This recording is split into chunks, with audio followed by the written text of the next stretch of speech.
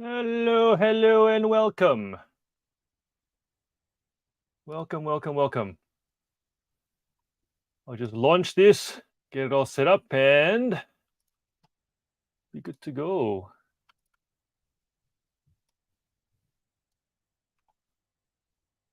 Pull the chat.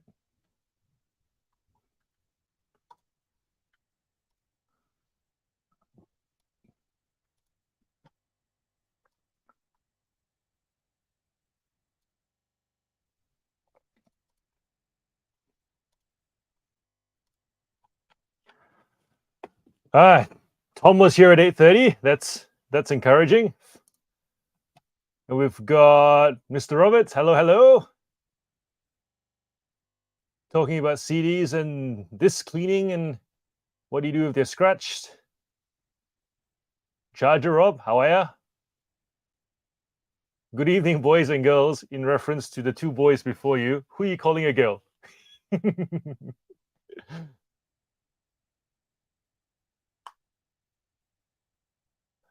Tom's flexing on all his pro machines he uses to fix stuff.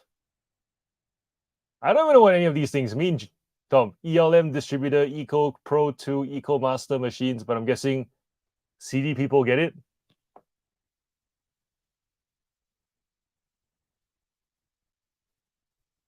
So essentially, a volume CD seller does this. If there are scratches on the label side of the disc rot, or deep scratches, we can't do anything with. Generally, we sell them in bulk for arts and crafts people.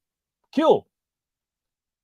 How do you connect with the arts and craft people? Do you actually sell them in Facebook groups, common interest groups? Do you approach libraries, or is that too tedious and you just plonk them onto Marketplace as a bulk lot and the title has mentions of words like art for students, whatever?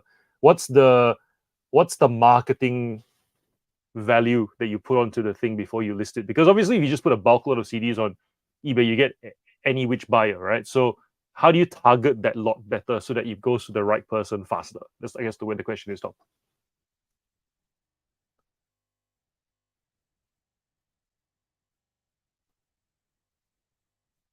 Hi, Sandra. Hi, Michelle. Laura, how are you? Is it your first time here, Laura? If so, whereabouts are you? In Australia or internationally? Smeller, hello. Liz. Chams. And that more or less covers everybody.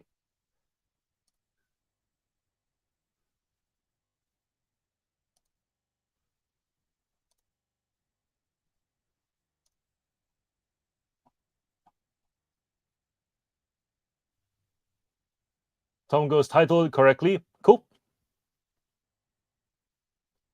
Yeah, I guess Rob, the way Tom puts it is, if you target, because I was talking to Chris Furlong about how not everything sells on eBay, and when you get into reselling, sometimes you get stuck into, if it doesn't sell on eBay, then it's not worth picking up. But it's actually not true.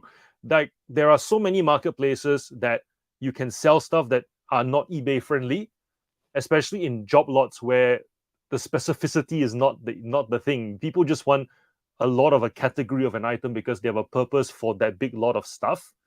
And it's just a matter of, are you part of the right community groups? Are you part of the right Facebook groups? Sometimes we even forget that there are groups that don't exist on social media who could very much benefit from a regular replenishing of material. If you think of, loose fabrics, you think about, they're generally artsy people, but you get the idea, right? Offcuts of wood. You think about old golf clubs. You think about old sporting equipment, string, old camping gear. There are people who want to use this stuff and need a lot of it on a regular basis. Even with my toy cars, I get buyers who want a variety of wrecked toy cars because they want to be, toy car mechanics, and they've got all the tools to go and, perform the little repairs.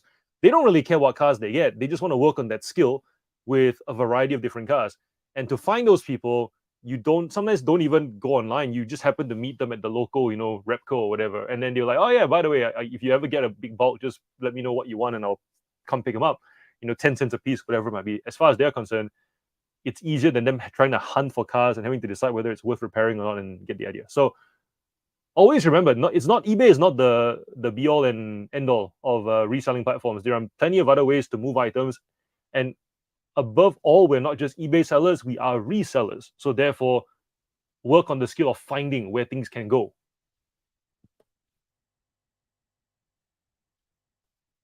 Laura, first time here, what's Bris Vegas? Like Brisbane? Am I interpreting that right? Bris Vegas? Michael Duke, hello, hello. Michelle, if I can't sell on Amazon, I sell on eBay. Yep. Sup, Jake?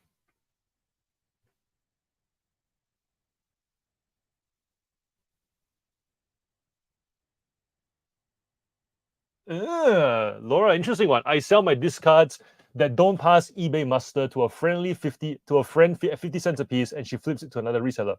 Perfect. Let somebody figure out how to triage the inventory. And I think that's it. We forget that the sourcing can sometimes be the hardest part for some resellers. A lot of the times we get into reselling, we assume everybody loves to buy, nobody likes to sell. But there are some people who really enjoy the selling side and absolutely hate the buying side. And so if you happen to find somebody who knows how to sell really well but hates looking for inventory, they could be that person that absolutely enjoys dealing with Laura, because Laura goes, I've got all this stuff, figure out what to do with it. And she puts it at such a low cost that she gets her space back. That hate to buy reseller gets all this inventory, and they are experts at knowing where it should go. So it's that marriage works very well as well.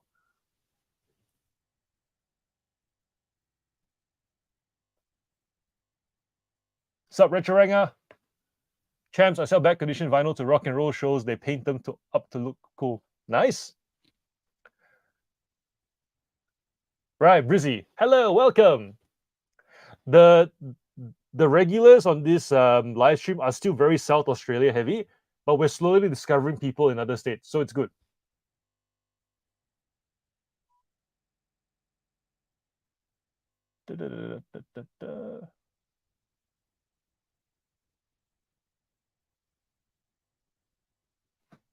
Yep, Sandra's going. My friend needed dolls' hands and feet, dolls' hands, feet, and heads for her artwork, and she got gifted 3 boxes, and she just passed it on. Built up some goodwill. Sup, Toby? I had a 20-minute nap. Put my pants on. Let's do this. Indeed. I've been tidying up my house because I've got my son's 7th birthday party on the weekend, and I didn't realize how. I forget that I live in a 4-bedroom house with 1, 2, 3 living areas because of all the stuff that I've got stacked up in various parts of the house. After moving some inventory around and tidying up, dumping some stuff, and also using my ute as like a middle ground, I come into the house and I go, oh, we actually have space. I'm sure I'm not the only one that's actually been through this. I'm sure some of you who have been reselling for longer, you've done this exercise every couple of years and gone, we have space.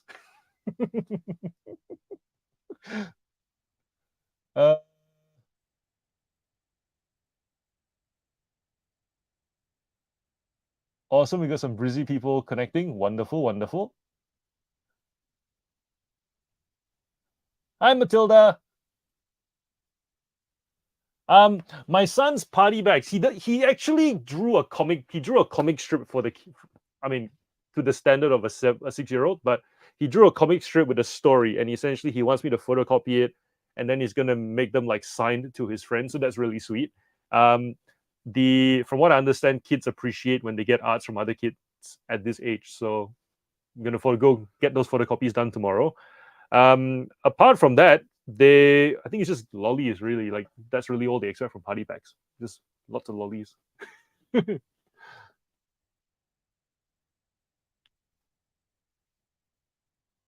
Also, if you guys haven't yet, go vote on that thing on the community page. The Octopus and I are having a bit of a competition. Well, not really a competition, but it's all in the interest of growing awareness for both channels. But yes, if you haven't gone to the community page on the YouTube channel, on this YouTube channel, or the Disgruntled Octopuses, go there and vote. Essentially, we want to know which one of us does a better job motivating you to get stuff done. I think I do a better job because I don't use fear, but the octopus feels like fear is the best way to get someone to do something.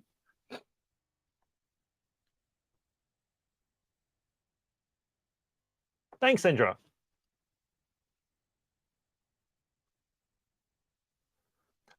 Champs, with using stuff from my bundles for party bags, I have done that in the past.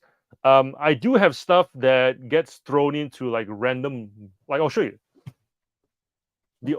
So I've got like these boxes of Lego, right? That have these like really tiny boxes of Lego. I guess I can give to kids, but because they're not really sellable in the sense that they go for like $5 maybe, and this one maybe for like 10 if I can be bothered waiting. So I suppose that's one option. You just reminded me I actually had that. I've got another bag of them up there. To the point that I don't normally sell Lego, but I guess I've accumulated. There was a point when I dabbled in oh hi Paul. There was a point when I dabbled in stop motion animation, and I was trying to accumulate, I guess, a bunch of like the same fruit, like a bunch of apples, a bunch of bananas and stuff, and I just bought all these really cheap sets to kind of get that. But then that I realized that took a lot of effort, so we kind of put a pause on that. But I guess yeah, a bunch of all these little sets just to get, every set comes with 3 diamonds. So I guess I could put that in the party packs.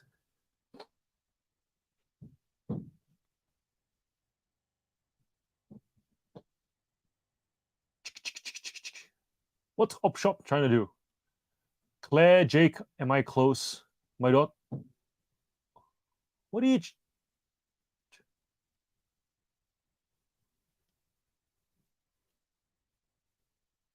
You've lost me, Opshop. Toby, you've lost me. Laura, my daughter gets first dibs on stuff I bring home. Of course, she loves the babe jeans. I think I brought back so many lots at one point that my son realized that it wasn't reasonable for him to get first dibs on every lot I brought back. Eventually, he settled for volume over quality. So essentially, he would take all the not resellable transformers. We're talking like not broken and dangerous to play with sharp plastic. We're talking, say, missing one wheel, so you can't really sell it for good money anyway. So it's like it still transforms with the character in his head. It's still a complete thing. Goes from car to robot back to car. Spider-Man missing one finger kind of thing. So then, as far as he's concerned, he's been able to play with this wide variety of characters that his imagination wants. And then after that, when he's done, he just goes into this marketplace bulk lot for like $50 or $20, whatever it's worth, right? So he's realized that was much better than trying to insist that he gets the one that he wants from every lot. And so then essentially for a period of time, I think it was about a year, I'd come back with a lot, and then he would come home from school and see this pile of new toys for him to play with, and he'd go nuts. And then after that, he'd get bored of it. It'd just be a market. It'd be like a churn kind of thing. So that's what happens in our house.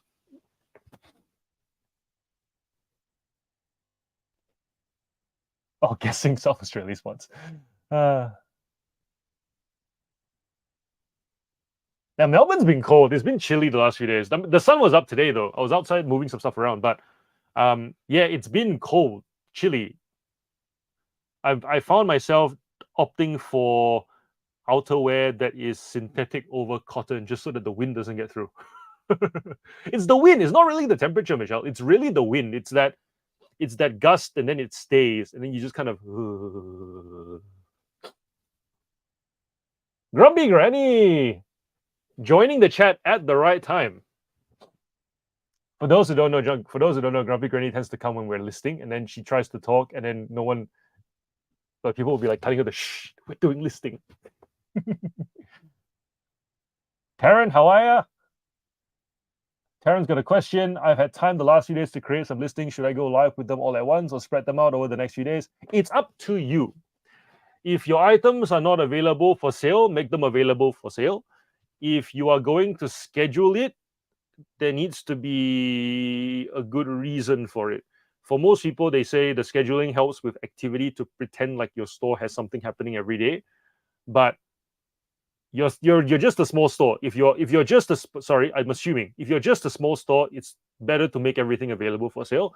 If you're already a big store and you're scheduling more so because you don't want to double up on stuff, or if you're like me and you sell in really niche toy categories where if you list everything in one go, you'll have 4 or 5 of the same thing available. Price varied for condition, but it still brings the price of all of them down. Then you'd be scheduling because you know in a month's time, 2 of the 4 units will probably sell, in which case then one more just to replenish to kind of keep you going. That's kind of how I view scheduling.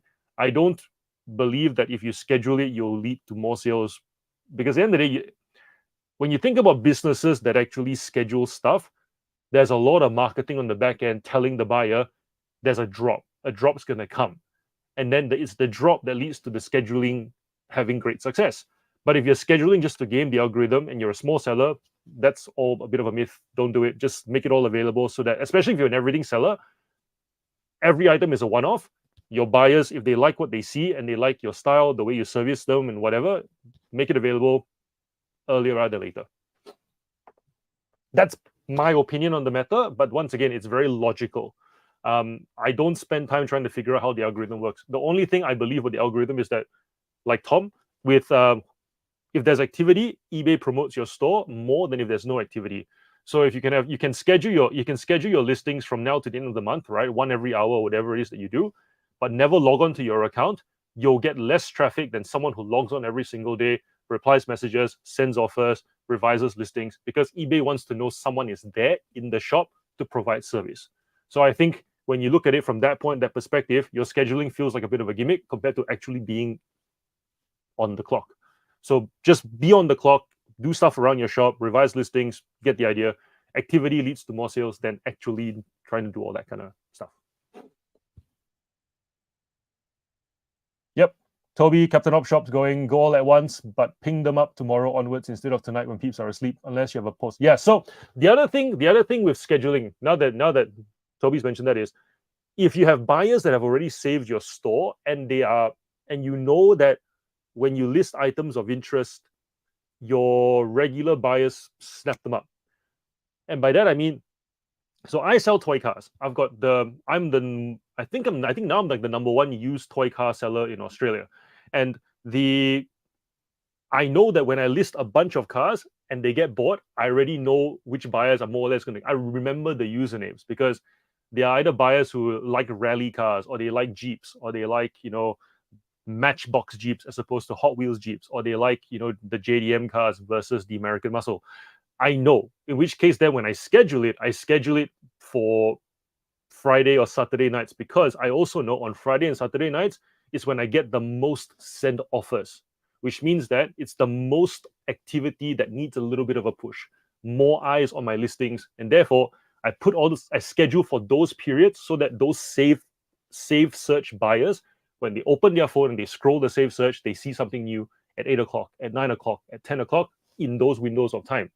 But once again, it's not random. It's not just pick a time. It's very much because I know people are looking for it, which is very similar to the whole drop idea, right? Where the buyers are expecting something and you're meeting that expectation, boom, sales happen. So that's kind of how I use scheduling. Who else is here? We have Nigel and Cindy. Hello, hello. Thrifting Oz Style. Are you new? If you are, tell us your name and where you hail from. If you are not new and I've forgotten who you are, I'm so sorry. These live streams are becoming more than I can handle, maybe, because we're at the 9:30 mark and there's 31 people here already. I have said I want 100. So tell me, is it the fact that there's only so much one can remember, or am I supposed to actually remember all of you, and that is the expectation? In which case, then let me know and I will figure out how to level up. YouTube is a great way to learn many things, and I could probably learn how to memorize all of your names and associate random things with all of you. Or insist you all change your name to like Captain Op Shop Nerd, because you can't really forget that, in which case I know that's Toby.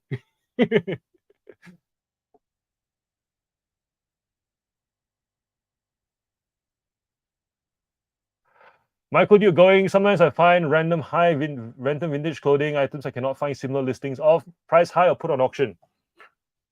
Ooh, depends. Depends. Really depends on the item. If you find that if you find that there's a lot of demand for the item, if you find that there's a lot of the demand for those that in that category of item that are high dollar, auction, and that's how people do it. But if you find that it's of value, but it's still very much a buy it now type category, then you just put it at buy now and just sit on it until someone gives you an offer. But you wouldn't put auto decline so that you get an idea of what people are willing to pay.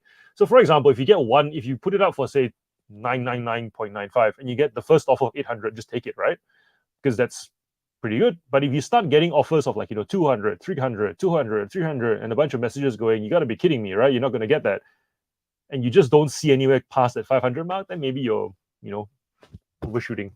But that's why I like that best offer feature in the buy now, because it gives you a good indicator what the market's willing to pay.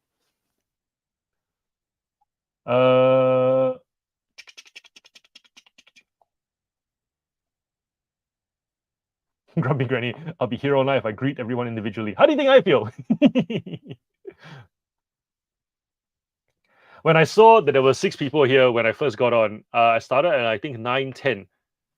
My first thought was, the only time that students turn up to class early is when the teacher is hot.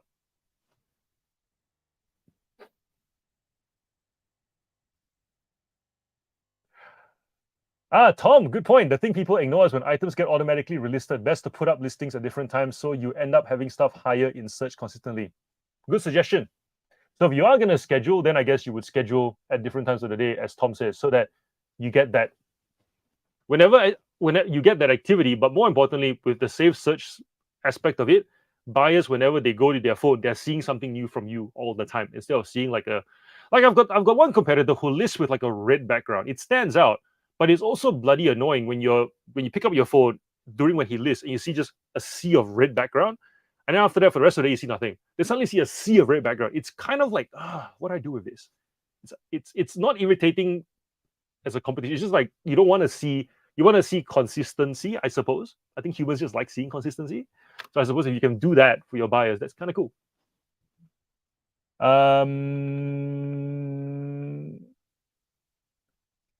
Terran's listing everything tomorrow. Woohoo!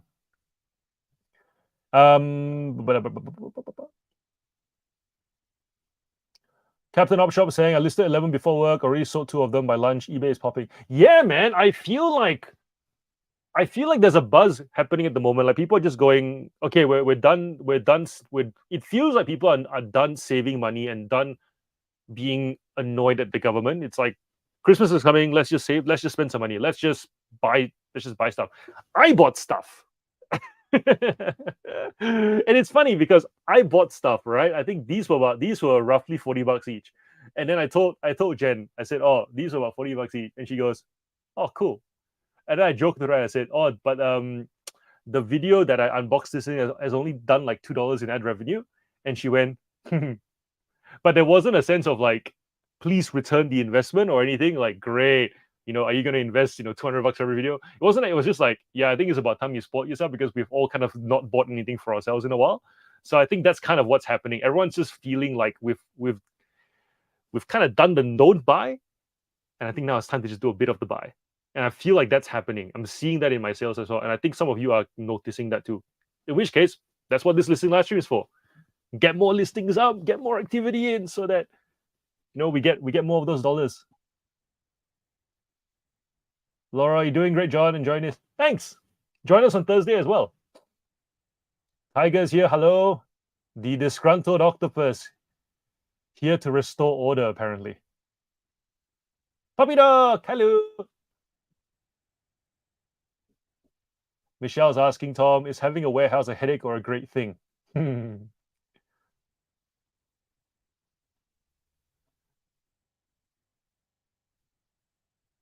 Jonas, hello. Chris Furlong's in the house. Chris, you voted for me, and then you voted for Octo and his one, didn't you?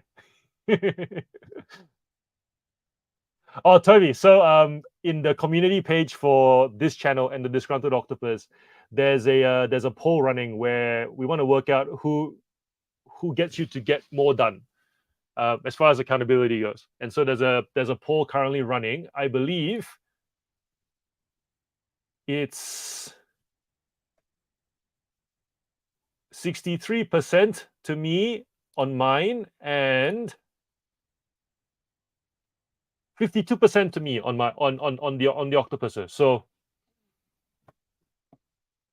the data sets are growing.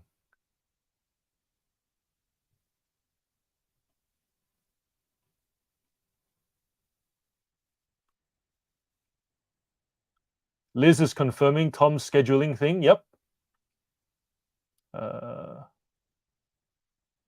Hello, Andrew. Welcome. And you're in Perth. We have a few West Australians here. Retro Ranga, I think, and also Mandy, if she is popping in. But Mandy isn't supposed to pop in because she's supposed to be spending the time with her husband on birthday week. So if she pops in here, we'll tell her to go away.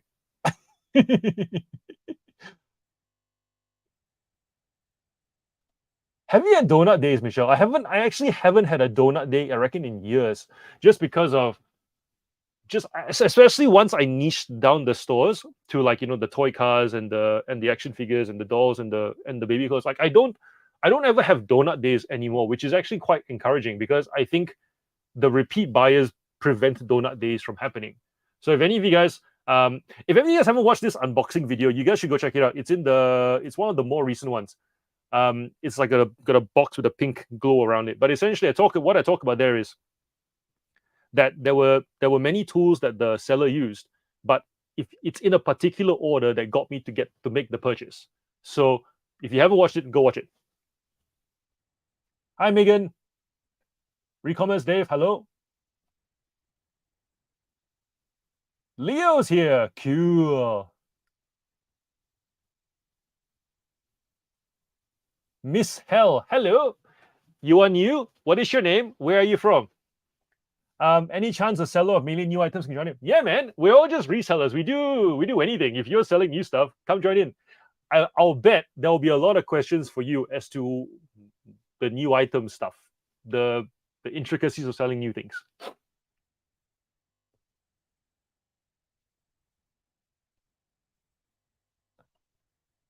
Hello, Jody. Hello. And boom.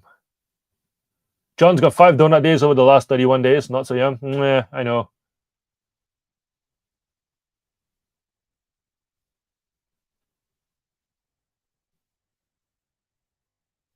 But as you get bigger, you're gonna see less of those donut days, which is very encouraging. Michelle sells new and used items. Yep.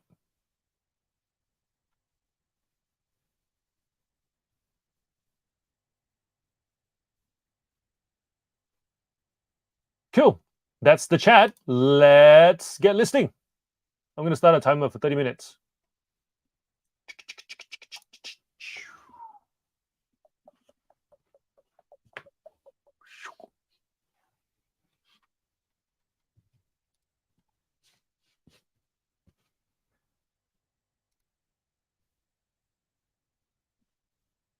So for those of you who are new, essentially, I stay quiet for 30 minutes, much to the pleasure of some in the chat. The chat keeps going. And then once the timer's up, I'll check the chat. If there's anything worth talking about, we expand on it. Otherwise, feel free to list. The idea being is that if there is no audio, it gives a bit of a quiet time for us to focus, but know that we kind of do it everybody else as well. Yeah, so 30 minutes, 10 minutes, and then we just repeat that until we end the session.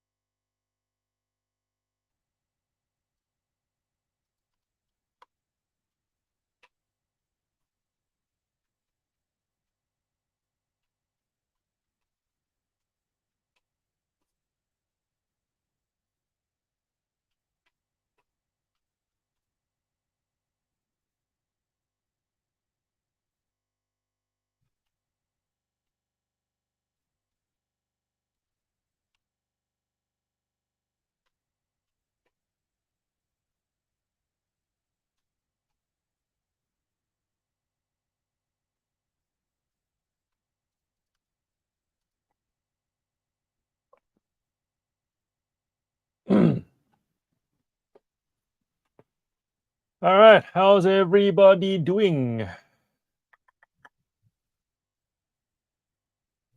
Wait, Jason came and left? What? No! No! Like the one time he shows up and then he just comes and goes. Outrageous. Hi, Pia. You're not late to the party. We go till late. So essentially, if you're here at 10, there's a lot of runway. If you came at 1:30 a.m., then you can be like, sorry guys, I'm late. People talking about Granny's rap. Granny, the rap is the rap ticks a lot of boxes as far as music's concerned. Is it cringe-worthy in parts? Yes. But then again, so is Nicki Minaj's My Anaconda Don't. Is it memorable? Absolutely. I drive in the car park in shopping centers and my brain goes, Bolo, Bolo, Bolo. Does it remind you of a time in the past? Yes. There's a lot of that 70s, 80s kind of like. So it ticks a lot of boxes, and it almost feels like you could take it and improve the production quality and make it something like MTV worthy. Aro, how's the videography skills going and the animation skills and whatnot? I reckon if you take that song, take that song and put it into like some sort of AI generator and see what kind of video you get. That'll be amazing. Because you've got the words already. You just have to set the premise. Paul Laurie, do you want to take the song and then put it into like some sort of AI generator and see what you get? I'm very curious. But yeah, I reckon if you had this ringtone every time you scan, someone make an app every time you scan something. If every time you scan something, the app, you put in your parameters of what you're looking for, and if it hits those parameters or higher, it just makes that bolo sound. That would mess with everybody in the op shop. Or not, if they don't know what bolo means.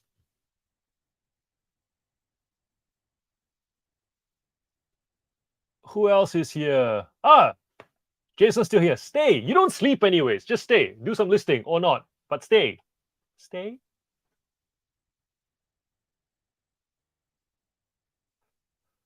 Where are we at?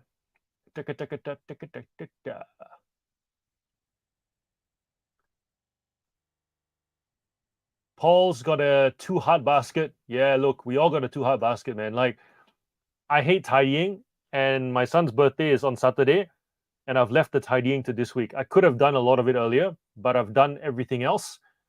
And then it's a cycle. I did all my packing yesterday, did so much yesterday so that today could just be a packing day, and I got a lot of it done, and I went, huh. But after this event, it's going to go back into the 2 heart basket. The next time I got to tidy up something.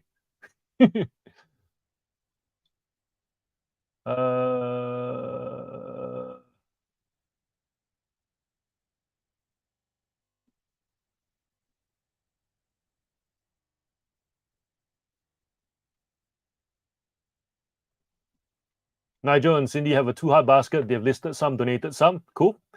Jake, those of you who have promo videos next to your store descriptions, what do they depict? I don't have one. My store, I think Granny asked about that actually in a previous live. And we figured that people don't tend to land on that page. Like, it's a page that it feels like eBay gave us that page because it gives it more of an official website feel, but most people don't land there. They come to eBay and they discover us when they search from an item. And then from that point on, they click view sellers other items. The link between them and us is still the item of interest. And then they are going to our store. If they see too many items, they're not going to browse. They're going to narrow the search down via search. So the eyes go from search, item, seller, search again, and then the results narrow, and then they scroll. If the store is small, they'll just scroll. I feel like they don't ever end up on that page because that requires them to actually click on the store name to find out more about us. And I don't think buyers care enough about sellers to enjoy the effort we put into that page. At least not yet. Because then if you want to know if the seller is reputable, you just go to their feedback score and you see, the number of stars next to postage and, items description or whatever else, right? Like you don't ever see. Yeah, so I feel like because it's such a search-based platform based on text and search is the tool that is used. The rest of it just feels like fluff, in which case then you can do it if it makes you feel good, but I don't think it actually leads to any more or less sales. Unless someone else can tell me that they've actually gotten feedback from buyers that they love the video so much, but then it connected to more sales. I think it's just there because eBay just wants to make things look. It's like the website that a lawyer needs. If you've got a word of mouth based business and you get all your business through referrals anyways, you still need a website because it makes you look proper. I think that's really all it is.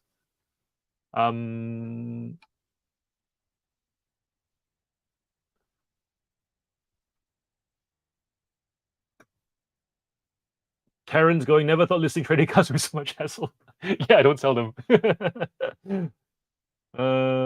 Disgruntled Octopus going, ego pieces. I wouldn't do a video unless you're renowned within your niche. Yeah.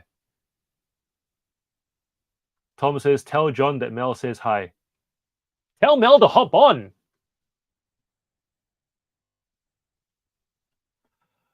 Toby's going, how many did we do? I did 16. I had to go and research some, but normally I do one every minute and a half. So 16 is a little bit slow, but still could have been faster. I generally try and I want to do at least 20 drafts, make 20 draft or live in a 30-minute span.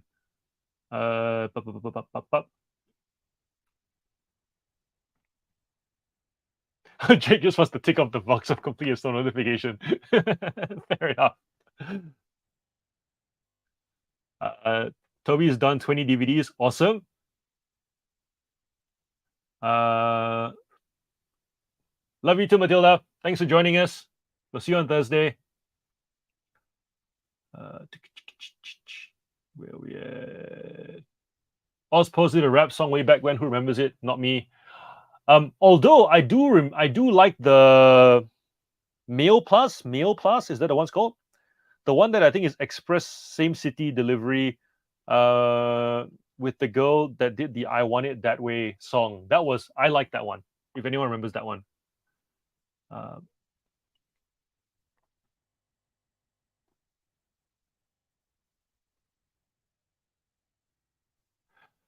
I've just wasted 15 minutes on a new postage. Sandra, I don't think it's a waste. I don't think working on policies is ever a waste because it's one of those things you do it well, and once it works, you save so much time later. Once I got my postage policies right, I have not touched them in one of my stores 2 years now. So never a waste, especially if the fiddling around helps you to get it right. Yeah. As long as you're not doing one, then patching it up with another, and then another, and another, and then your buyers are getting confused and they start to conflict. As long as you're pretty set on what your policy should be and you're applying them in very simply, always a worthy investment.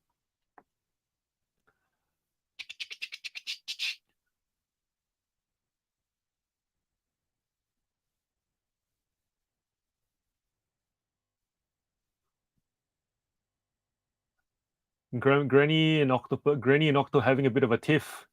Octo, I would be. Did you know? Did you know?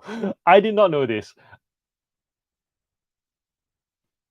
As of Saturday, my brain didn't connect that octopuses were called octopuses because they had 8 tentacles. Because somebody was talking about eating octopuses in Japan or whatever, and I went, what does he work out to? I was talking about the cost per tentacle or something. I was like, how much does he work out to be? Like, doesn't it depend on the size of the octopus and the number of tentacles? And someone just went, dude, it's an octopus. There are 8 tentacles. Did not connect. I did not connect the dots until Saturday. Not lying.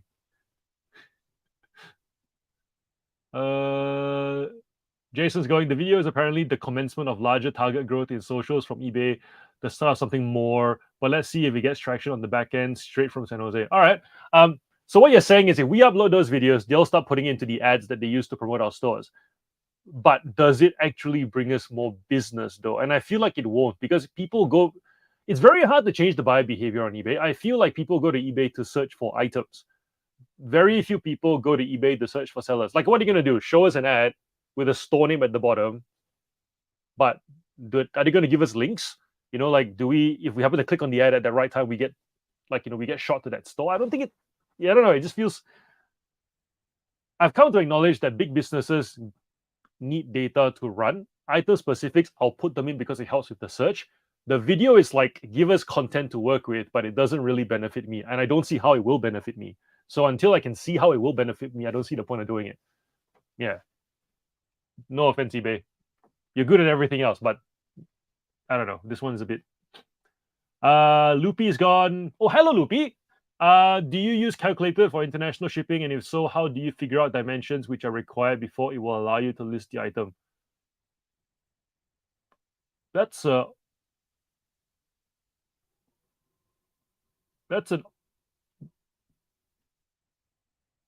don't you just work out the dimensions of your item? Oh, do you mean like the box dimensions?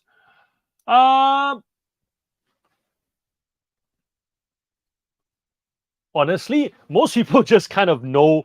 Most people who sell stuff that they are used to selling already know what to add buffer wise, like in terms of centimeters on every side, and then the weight. But I suppose if you must pack it, you just overestimate, I reckon. I don't know. I don't do calculator. I do flat. And I feel like the 500 gram to a kilo to 1.5 to 2, it's quite generous. So therefore, you just need to know where your item slots in those brackets, right? And I just quote the highest amount flat for everything within that range. And then if somebody buys an item that goes to New Zealand, the buyer is meant to pay technically only about like $12, but I still charge them like 29. Yeah, you just overestimate. That's what I would do anyways. But if anybody wants to chime in on that, go for it.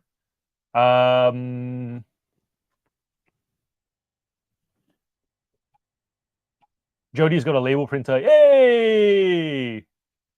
Mel, hello! Hello. We gave you the spanner logo for a reason. You got to stay for a little bit longer and do some work.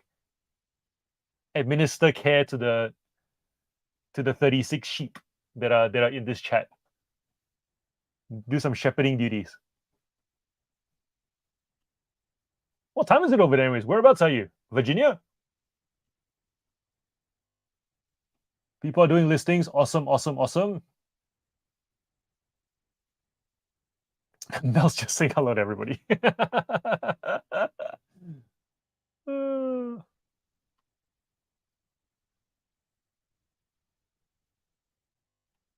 I still haven't seen anything green in your videos. I feel like every food that you eat is like a shade of yellow, orange, and brown, and a bit of red. It's just fried, carby, protein heavy, fat heavy kind of food. Am I like, who eats a salad in the States? Have you eaten a salad in the States? And if so, can you please post like a collage of all the salads you've eaten? Because from what I'm seeing, you're not eating any veg at all.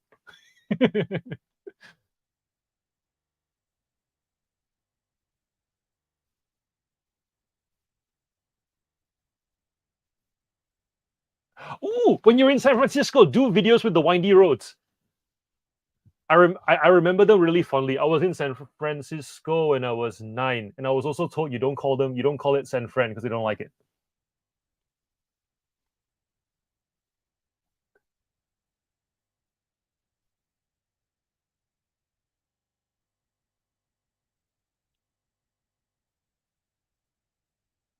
Loopy, CL Furlong uses calculator because CL Furlong is the kind of person that likes things to be very accurate.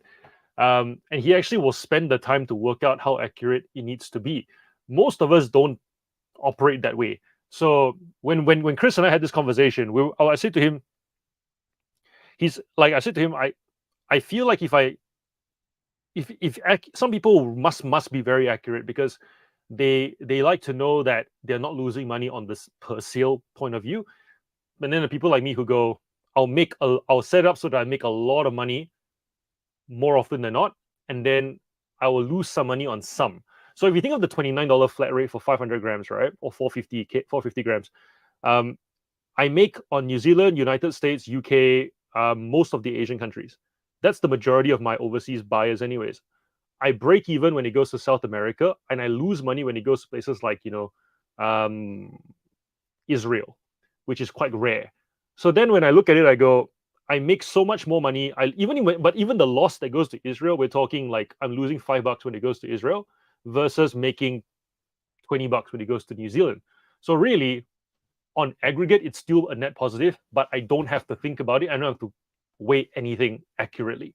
So then that's kind of but that's me saying I know my product so well that I don't need to go through that process. But someone like Chris, who sells a variety of different things, he's got, even with men's clothing, right? Button-up shirts will weigh and cube very differently compared to jeans, compared to denim jackets, compared to bomber jackets, puffer jackets. So he's still figuring out his category, which is why calculated serves him. But there will come a point when I reckon he won't do calculated either because he just knows.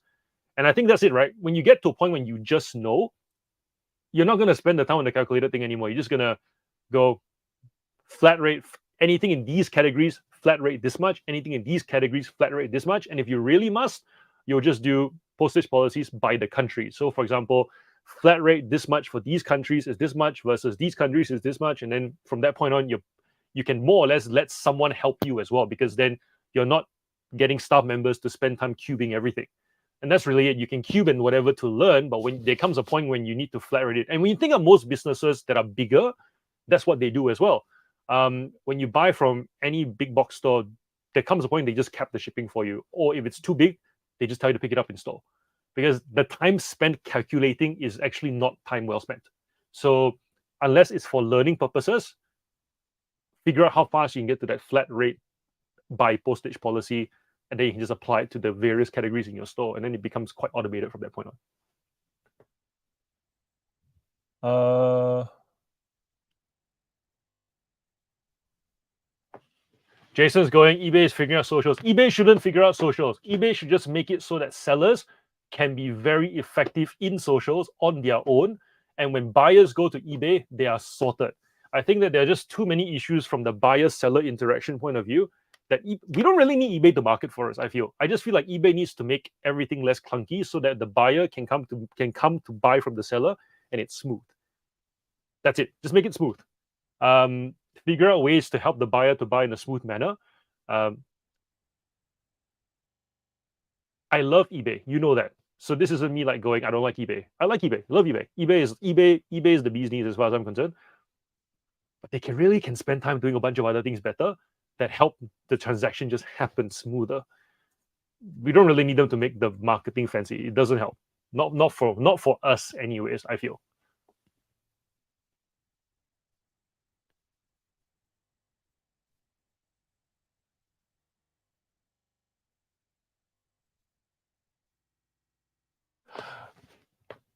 Octo, international postage doesn't use cubic weight, is correct, but they do have maximum dimensions, and I don't know what Loopy sells. So that's why I've mentioned the cubic thing, because you need to know what items you can and can't ship within. I think international post, there's a certain point at which they're not going to take the item for the size, even though the weight may qualify.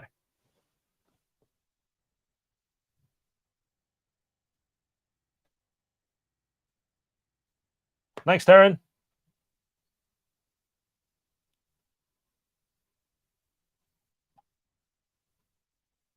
Yeah, Loopy. So you only need dimensions if it's calculated. If you do flat, you don't need it.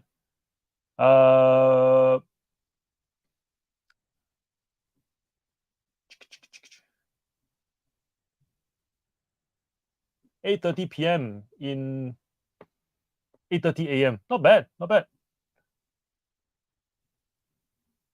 Mel, no, it's not summer for us. It's summer for them. You're not one of them yet. Say them, please. Don't say us. When you say it's hot, yes, it's like summer for us. It makes me when you say things like us in that sentence. I know the sentence is meant to read a certain way. It makes you feel like Mel's staying in the States and not coming back. We want you back. Come back. Octo doesn't want you to come back, but we want you to come back.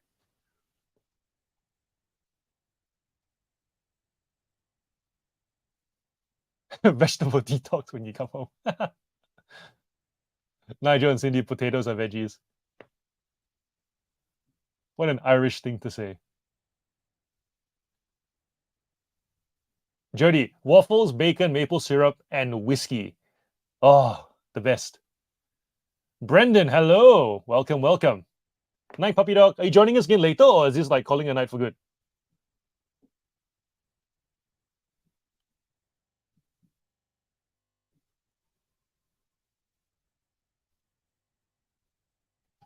Night, get well soon.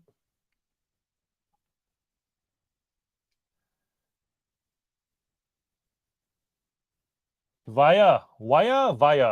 Hello, you're new. Welcome. Where are you from? Let us know.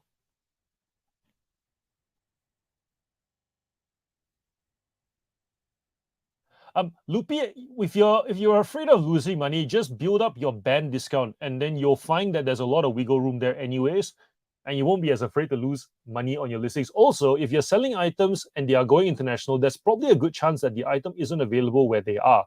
In which case, then your competition is very low. So the shipping probably won't be a factor that makes you lose out on the sale the way $1 in difference in shipping locally does. So don't feel like you have to get the shipping bang on to make the sale. If someone's going to buy it from you from across the pond, they're going to buy it anyways, regardless of whether your shipping is $25 or $30. Yeah. So then your band discount plus your flat rate more or less covers it anyways. Leah's here. Hello.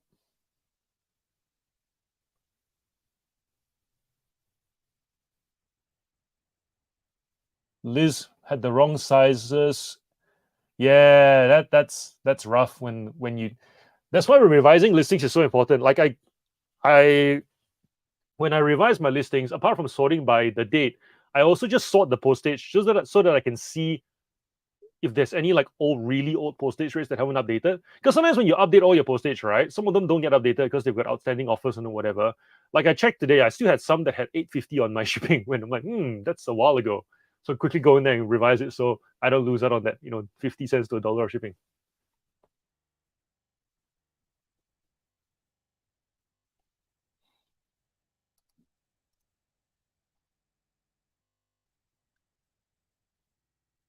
Tom's waiting for Mel, so Mel has to come back.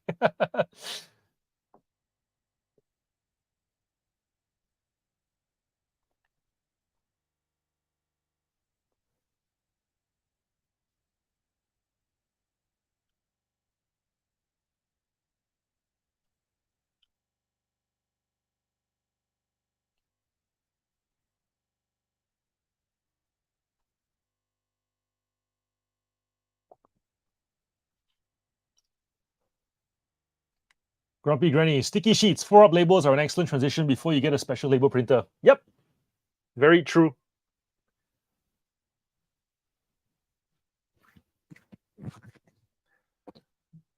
The other thing with only thing with label printers is you still can't do international with sticky labels. Yes, you can do them on the 4-up sheets. Grumpy Granny and I had a chat about this on the Thursday morning. So on Thursday at 11 o'clock Melbourne time, Grumpy and Octo have like an accountability hour that happens on the Disgruntled Octopuses channel, and we actually talked about the sticky sheets for international. Yes, you can print them with sticky sheets, put them together, but there are some countries that require the international manifest to be separate so that they can take the copies they need as they go along. So it's still best to put them in like a Ziploc bag and tape the Ziploc bag to the box so that way customs can remove the sheets they need as they go along. Some customs will actually send the box back to you if you don't allow them to remove it. So sometimes you'll get stuff sent back because an officer goes too hard because you've taped the whole label down onto the box and they can't scan it or they can't have a copy for themselves. So that's the only time where I go, assume that every country is a third world country when you're doing international. Yes, you can print the label as opposed to filling out the carbon copy, but if the carbon copy still exists in the non-MyPost format, it tells you that there are some countries that still require the carbon copies along the way. So don't progress that process. Just save the label printing for the local stuff.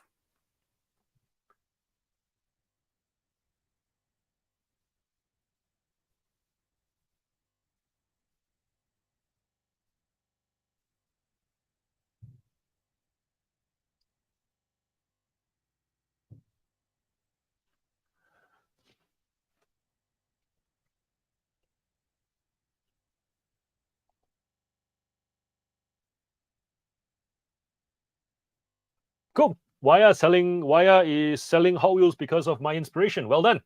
Yeah, Hot Wheels are amazing.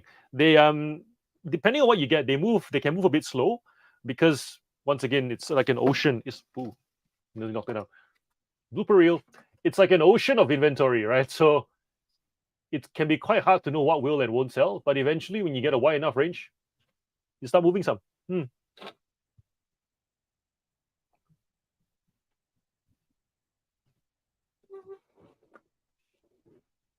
right, and that is I think we've been talking for about 20 minutes now.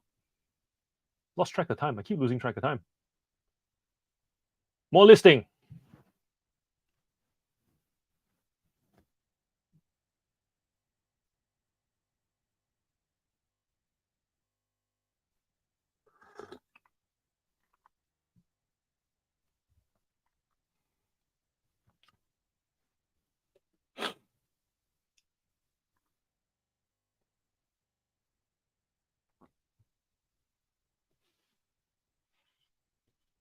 All right, I'm gonna start a new timer, and you guys can keep talking to Mel.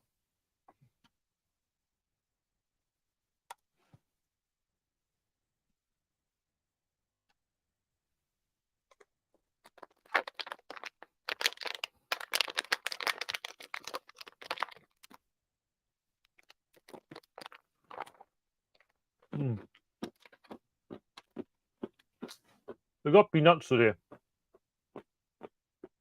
I'm so happy I found these at Aldi. Like 50 cents a bag.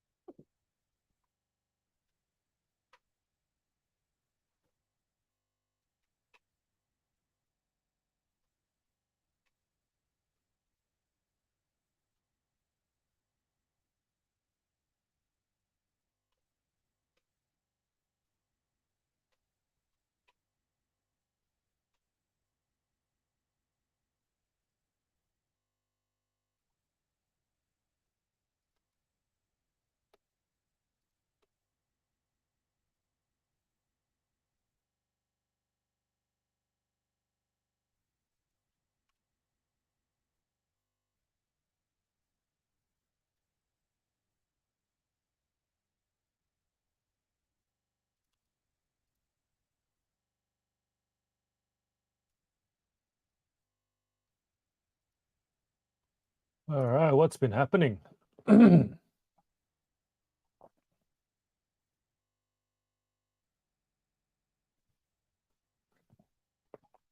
Sorry, Grumpy. We love peanuts in this house. We don't have allergies. And out of all the spreads, it's the most filling. Gotta admit. Not that you would know, and I'm sorry. I would never feed you peanuts. We know that for now. So everybody in the chat, Grumpy Granny cannot have peanuts. Do not give her peanuts.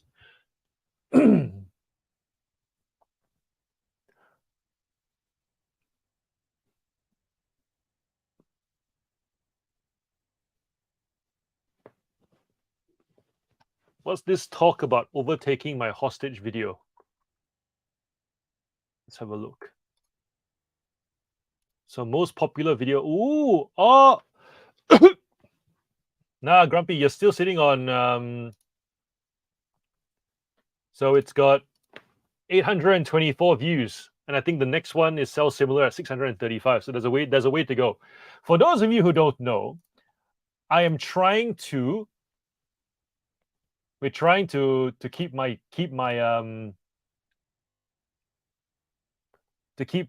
video as the hostage, as the most popular video.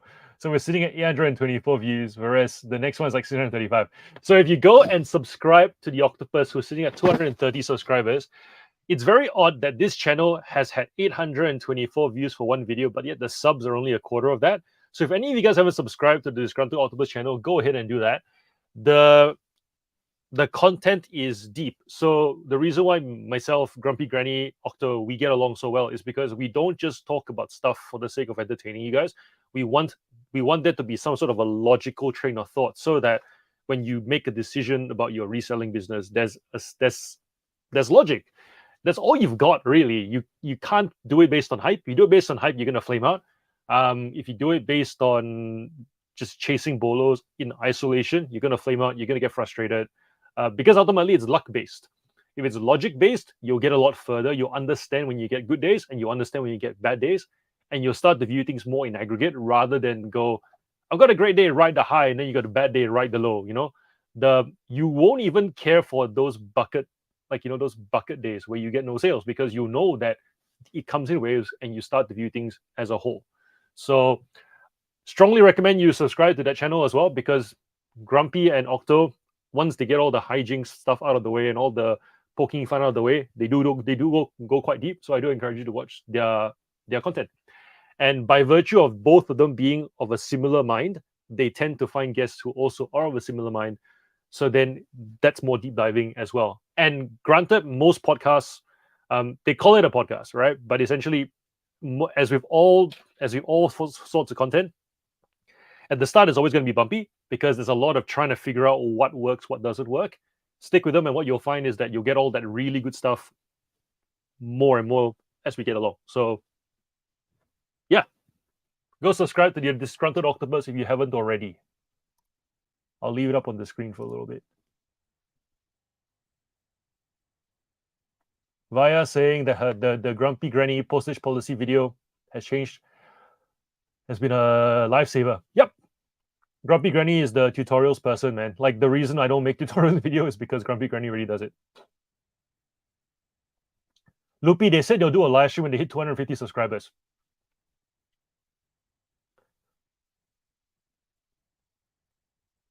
Oh man, Jody, you're not catching a break. Damn.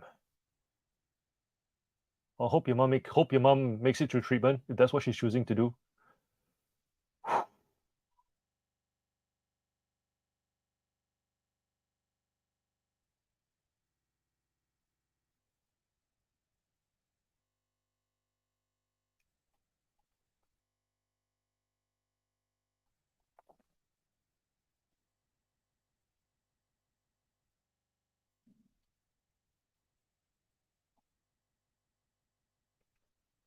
So yes, Grumpy Granny does a live stream on Thursday mornings from 11 to 12. There seems to be, they're trying to find a different time because they don't want to overlap with Drew's double shot. But at the same time, Drew's double shot also is not so much reselling as much as it's just talking about stuff he's interested in, which is reselling and other things. So I don't think there is that much of an overlap. but yeah, if you're wanting to be, if you wanted to do accountability hour, essentially you come to on the Thursday live streams at 11 o'clock. Just pop in whenever you feel like it in that hour. Tell Grumpy what you're wanting to do. Grumpy will take note of it. The next week, come back and just report back how you've gone. So my commitment. Some people have listing goals. Some people have goals to move things around in the garage or whatever it might be. For me, my listings are more. I'm quite regular business wise as it is already. So my commitment was to put out a video every single day for the rest of the week, except on live stream days, which is today. So I've done that so far. So since that Thursday thing, I've literally put out a video every single day, whether it could be something fresh or it could be something that is just chopping up a topic that we've talked about within the live stream, like now, and adding some dot points, adding some just words on the screen to make it more followable.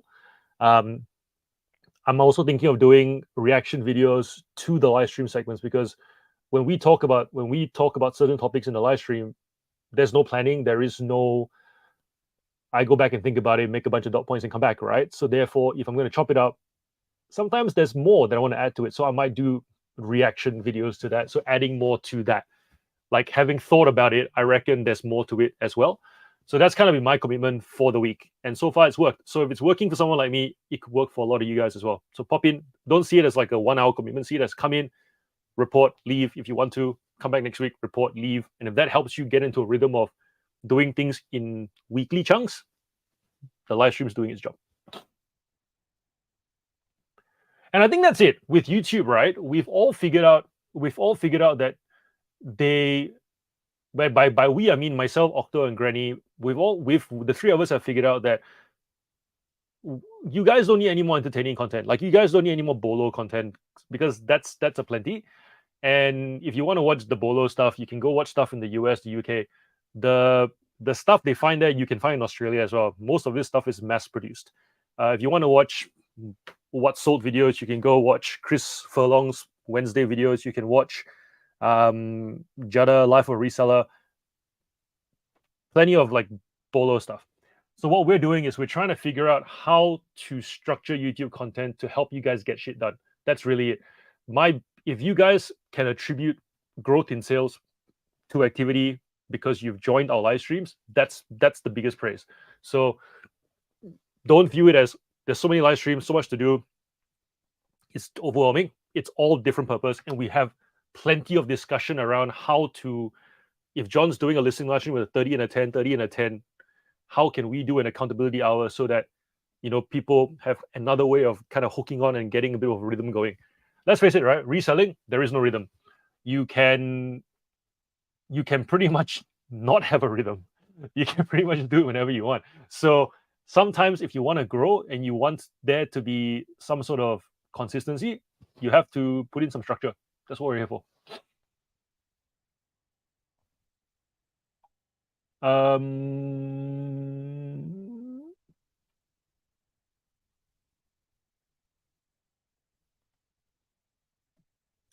Oh, Grumpy says it's 10 a.m. now, not 11. Okay, cool. So it's 10 a.m. to 10 a.m. to 11.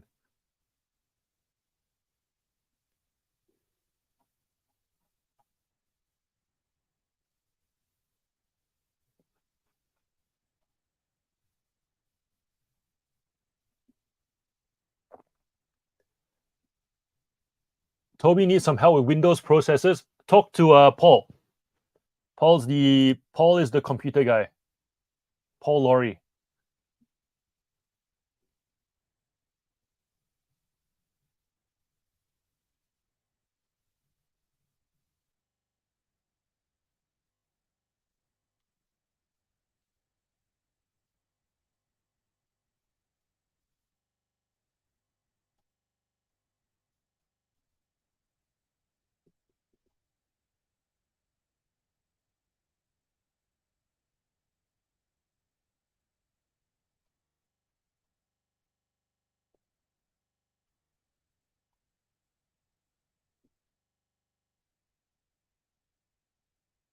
Staying in your own lane. New person. Whereabouts are you from? Howdy. American?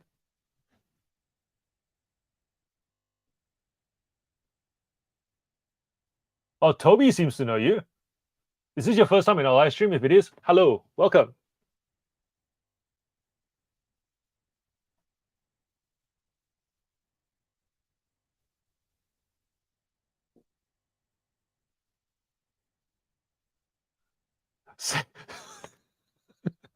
Sandra.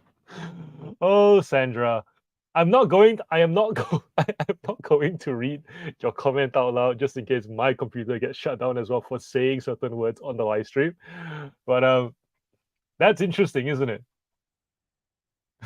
That's insane. Minikin, how are you? Welcome, welcome.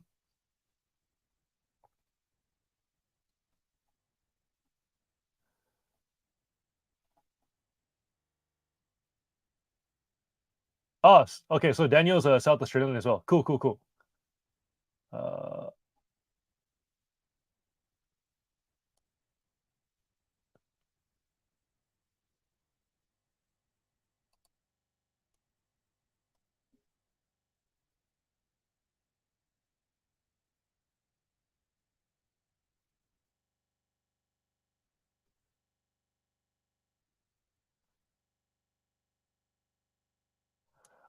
I once bought a bulk lot of puzzles, and I never ended up sorting them just because counting the pieces. Okay, I'll tell you what happened. Right, I bought this whole collection of puzzles. I drove like 2 hours to go pick it up, and I thought I knew what I was doing. I came back. There was, I think, easily 50 boxes of puzzles, and I only picked them at $2 a box. And they were good ones. Like there was like a good selection. There were several like higher end Ravensburger ones there as well. And then as I was sorting through it and counting the pieces, I did all right. Like I was getting the piece, like, oh, yep, 1,000 piece puzzle. I found 1,000 pieces. Then I found one that had more than one piece. Okay. And then I went, wait, how can I have an extra piece? And then I thought back to the other puzzles. Oh no, what if they're mixed? Do I have to make them now? And then the thought of having to make them just to know that they're correct. Yeah, I didn't have the time for that. So I just decided to just get rid of them all. Like, nah, screw it. I'm not dealing with this. It's too much.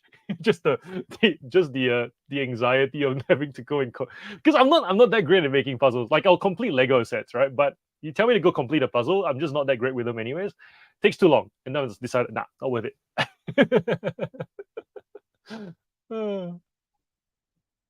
Those of you who sell used puzzles, do you guys actually complete them all before you sell them, or do you just assume they're complete and hope that there isn't an INET? What's the process for you guys? Or if you do complete them, are you very good at completing them, or do you do it for fun and then you tell yourself, because it's half fun, half work, it's worth the time? What's the word? What's the equation like? What's the calculus that goes on in your head with puzzles?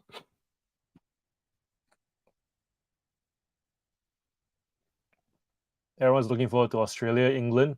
Australia should win. Although England has that, whatever her name was, James. I saw a few of her shots. I'm like, man, that girl's got a good leg.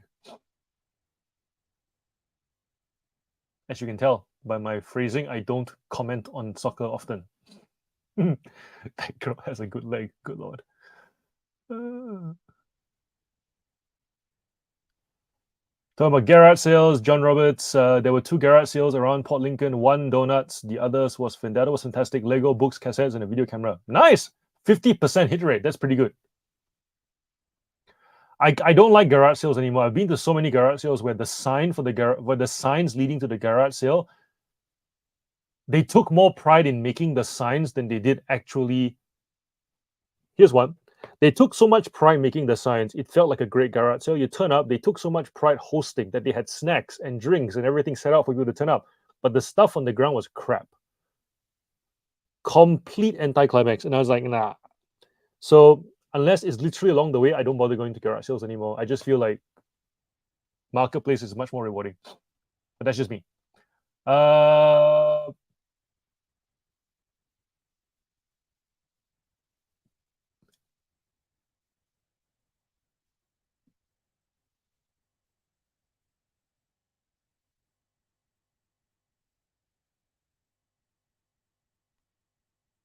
For the time today's episode is being uploaded, it's overtaking where your episode was at last time.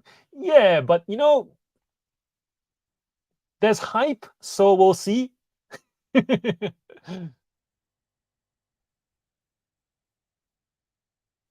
But I will say though that the thumbnail for my video, I'm a big fan of it just because the it's mysterious because the you guys see the Beanie Baby thumbnail, and that's like everyone knows what that's about. Those who have been reselling for a while, anyways. But the first hostage, the big warehouse, still my favorite thumbnail. It's like it's to me is the cleanest thumbnail out of all the thumbnails you guys have got, because the rest are all a bit like the reselling ruin one's a bit noisy. This one's quite noisy. This one's like octopus, I guess. This one is a bit cl- too clinical, and this one's a bit vague. So this one's like the most engaging one out of all of them, if I'm being objective. uh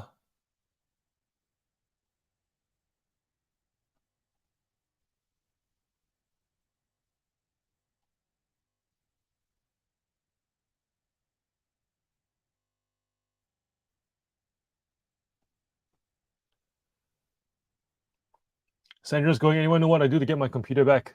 Oh man, that's crazy. Wait, so your computer is just a blue screen? I thought you were talking about just your browser. Damn. If you turn it off and turn it back on again, does that work? Like just unplug the power? I didn't know that happens when you end up on bad sites.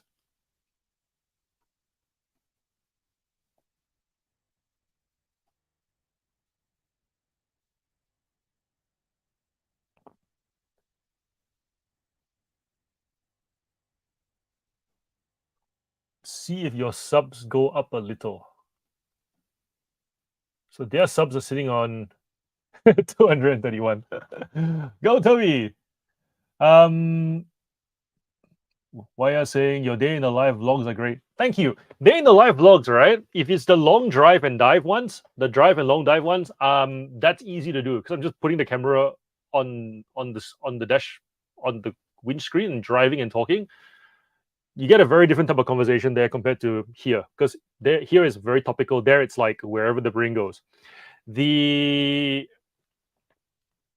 the first day in the live video that I did, where it was recording the packing, then chop and change, those over edited stuff. I feel like that content comes out through the driving videos, anyways. But in terms of editing and showing different aspects of my life, I'm not set up for that. And I've actually grown quite critical of businesses that have the means to do that. I'll explain.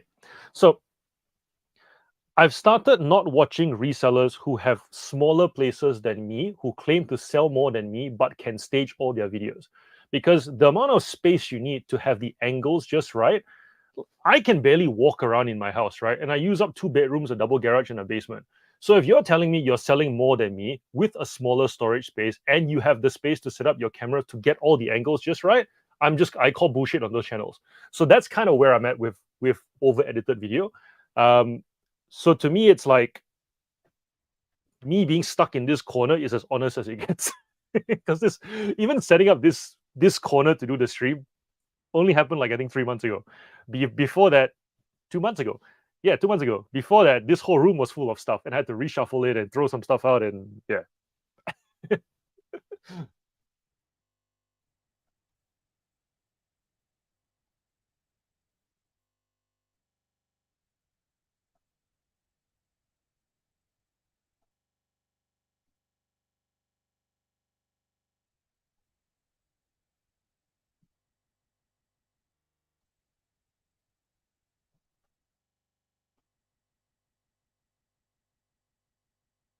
Daniel, first found your videos through Chris. Have been following for a month or so. For not commenting. Welcome. Glad to have you here.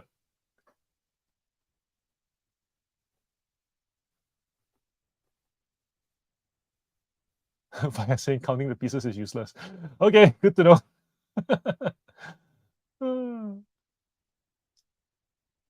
Sandra, puzzles new and sealed. Champs, John, just sell without counting. Most people wouldn't have made them anyways.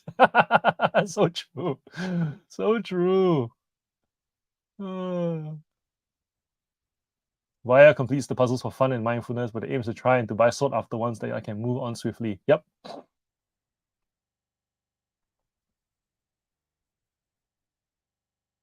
Sandra, these are special. I thought I'd give them a try. So special it crashed your computer. That's crazy.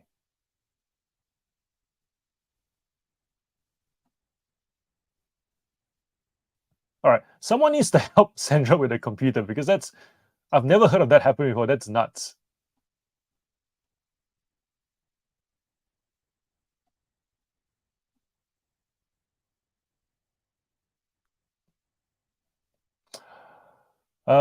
So Sandra saying federal police did something, the computer ran like crazy. Oh my gosh, that's hard. So I suppose you have to do you just call the police then and figure it out? Is that the idea?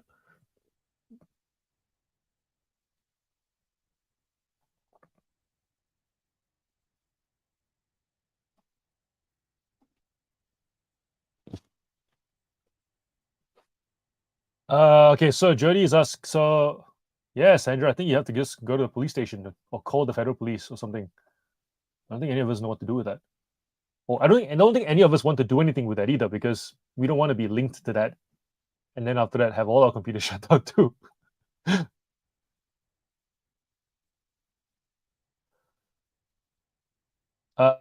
Jody, can you get pinned by the police for driving and talking? Often wondered as the laws get tougher with mobiles. If you can, as long as you are you if you are if you press record, then after press record, hands on the wheel, then start your car. That's fine because then you're not touching the phone when the car is running. So for me, right, I record. If I say, let's say you see a half an hour snippet, it's been recording for 3 hours because once I start, I just don't stop until I turn off my car. It's passive as well, so you're actually allowed, if you're not talking to the screen, it's just on the side, so you very rarely see me actually look at the phone. So in that sense, it's okay. It's only when people do two-way. So for example, if you're live streaming where it's live and you're interacting with stuff coming back, like now you're talking, I'm talking back, you're talking, I'm talking back, video calling, that's a no. So for example, you'll see some Ubers driving around, they're literally video calling, so they're talking to a face while looking at the road, that's a no.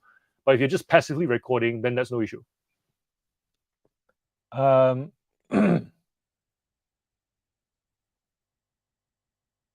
John's going, do I product question in a box is a box set of 15 cars, die cast, metal, rough roaders any good? Hard to find.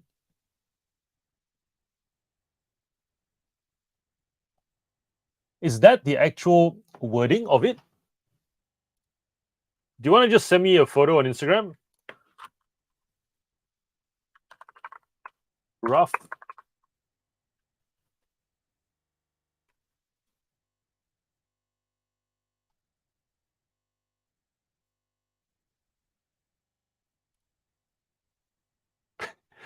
Too general. Yeah, send me a photo on Instagram and we'll have a look.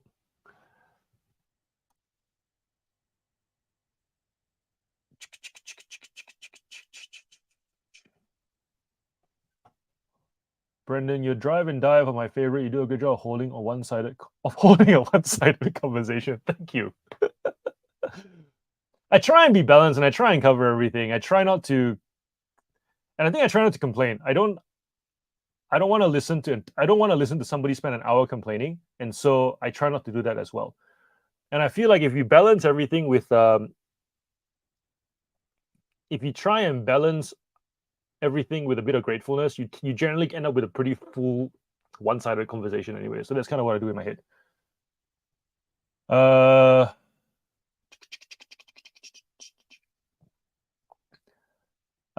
Toby, don't ask. We will not tell you what's happened. Just go up the top and read the chats. Sandra search for something. Her screen went blue. She needs to contact the police. John, we might see the other side of the window one day. What, this window? It's just it's like a there's like a roller shutter to kind of keep the light out because otherwise it. Yeah, so there's like a roller shutter there that just kind of keeps this whole room dark for the most part. Because I've got Lego sets and stuff here. I want to keep the sunlight out.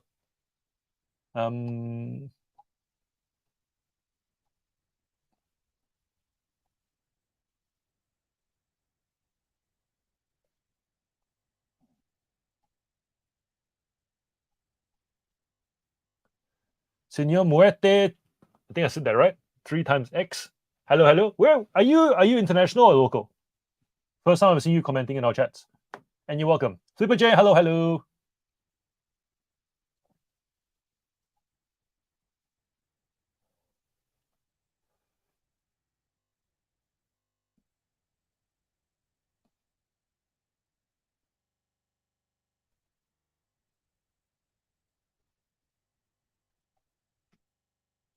I noticed in my store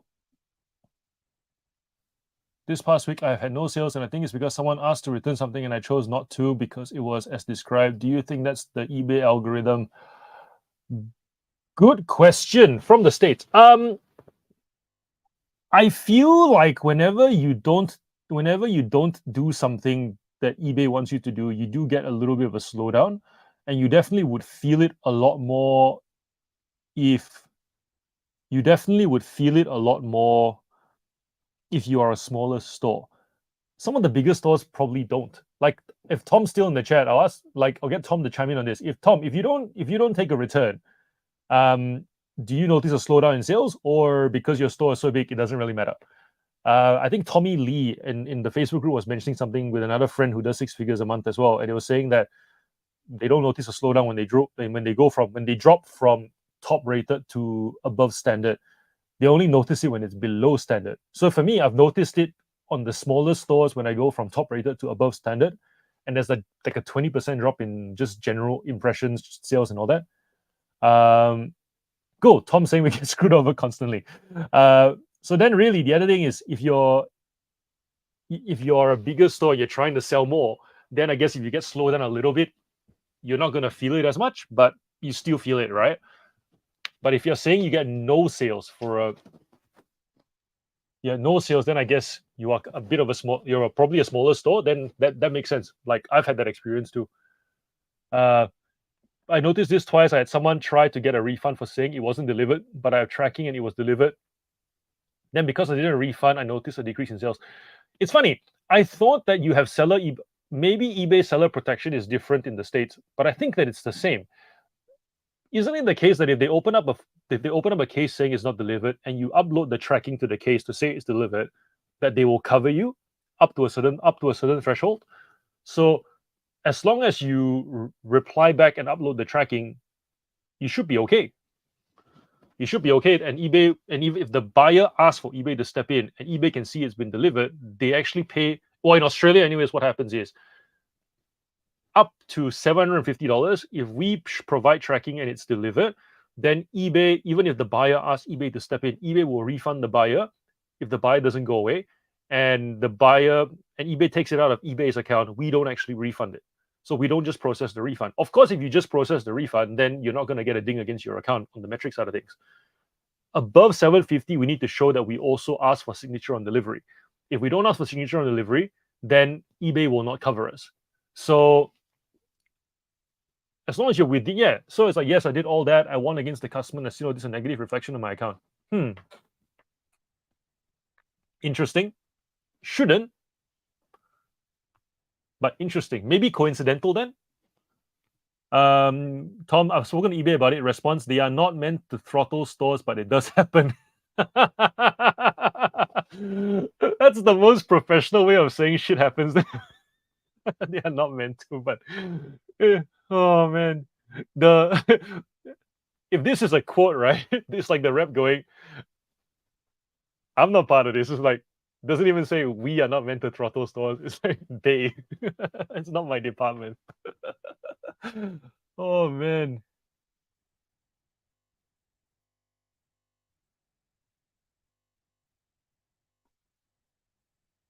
Okay, so Sandra, I don't want to scare you, but you're infected and it can laterally move laterally on your network, disconnect from the internet, and find a local IT support store to help you.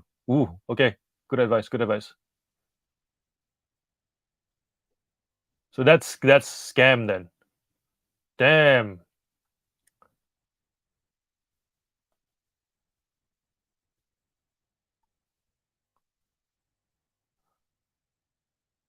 I had a customer say item not received when it had tracking and delivered. I had to ring eBay to stop them being idiots.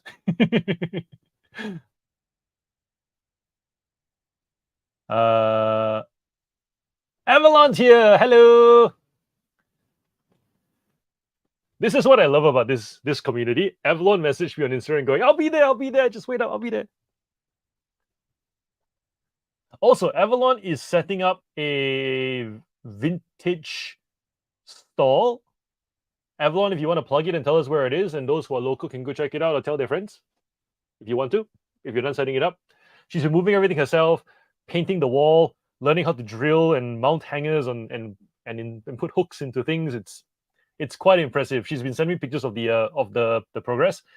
And also, Avalon, if you want to put in your socials, let people follow you, just track your progress. Because I reckon if anybody wants to do like the vintage stall thing, and she's got photos up, follow her. Tom's going, there are clear patterns to it. For example, if you are really rude to eBay customer service, expect a bad time, especially if it's the customer service that email you back. Yeah.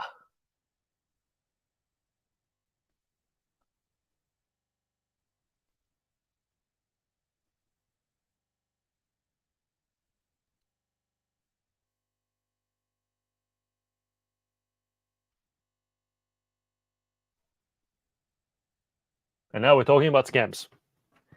Keep talking. I'm gonna go toilet break and maybe get more food. That. Ooh, I have more food. Teddies. All right, but I do need a toilet break. I'll be back.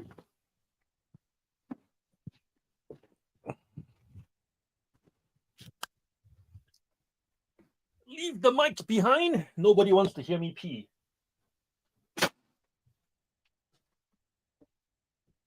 At least not yet, anyways.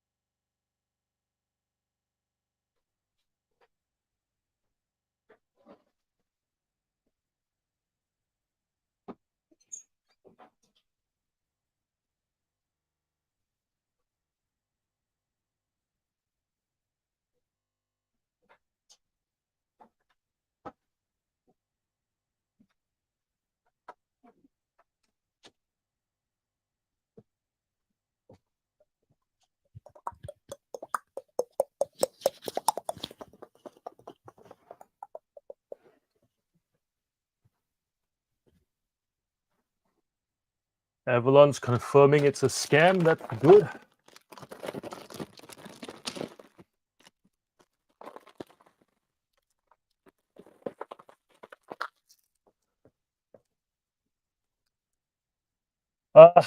There we go. Sandra saying computer is locked by cybersecurity center, unlocked with 300 payment. Yep, that's definitely a scam. Sounds like a scam.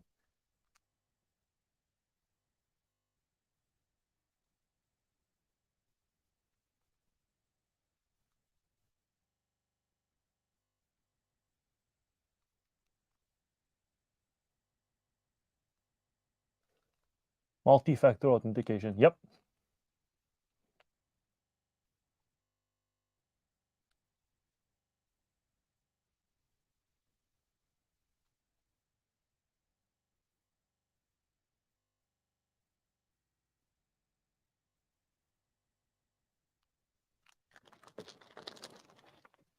It's good that we figured it out, though. I mean, you were freaking out for a little bit.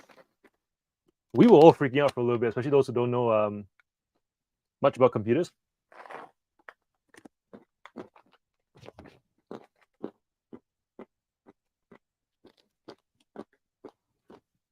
Go us.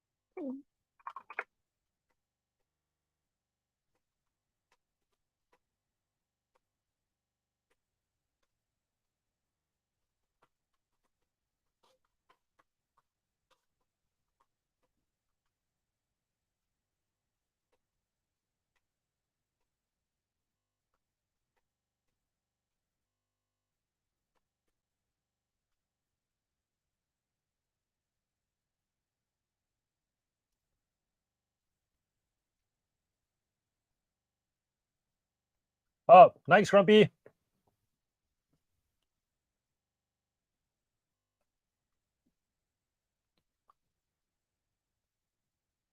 I will set the timer now. Sorry, I was just replying, John, regarding the toy cars. You should send me a photo. Next timer.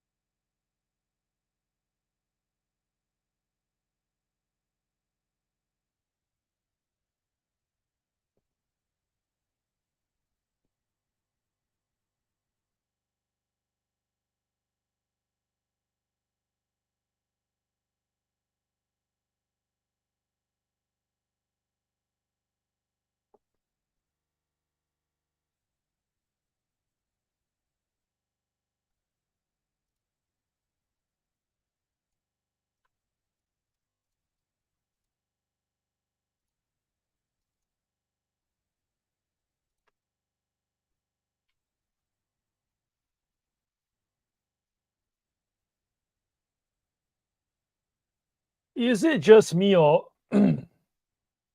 is this 30 minutes thing going by really, really quickly?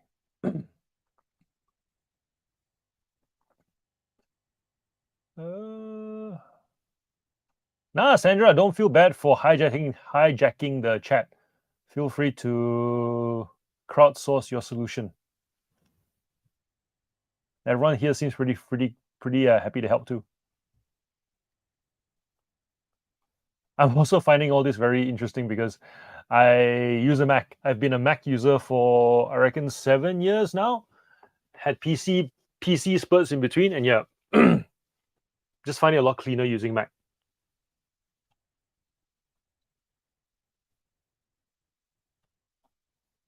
Rob's asking about VAs. I'm very curious with VAs. I've never tried using a VA because the one time I did try using a VA,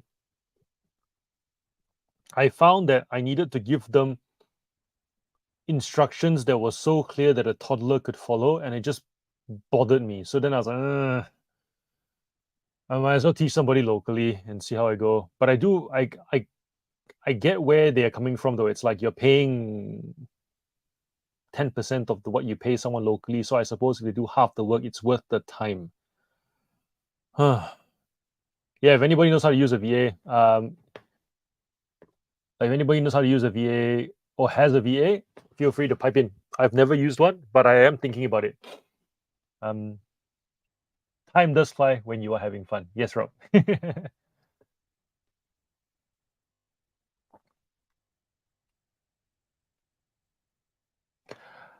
Captain Upshop saying Mac still needs same level of protection. True. I feel like what it comes down to is don't click on stuff that's dodgy and don't search for stuff that's dodgy, and you should be fine.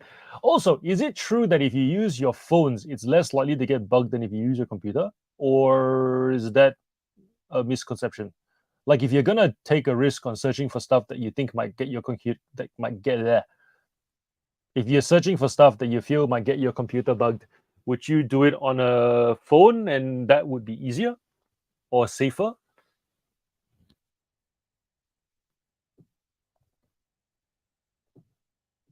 Trying to see if I missed any questions up the top. It just looks like we were solving Sandra's problem.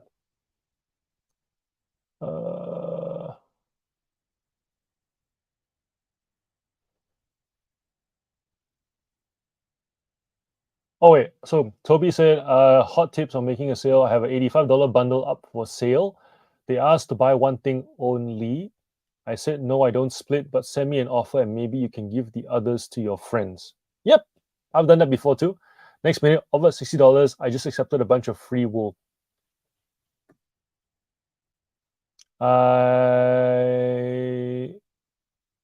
Rob says, I say item is under consignment and the seller is not willing to separate. If you make an offer, I can convey that there might be some wiggle room. Yep.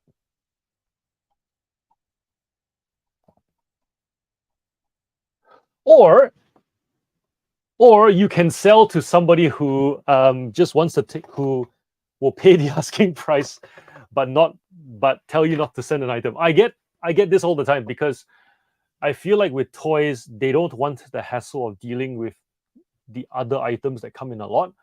Not that I sell lots very often, but sometimes I do happen to sell a lot. And a simple example could be there'll be a Matchbox car with a trailer, and the person just wants the trailer. They don't really want the other car, and then they don't know what to do with the other car. So they will actually pay the asking price and literally in the notes say, don't send the car.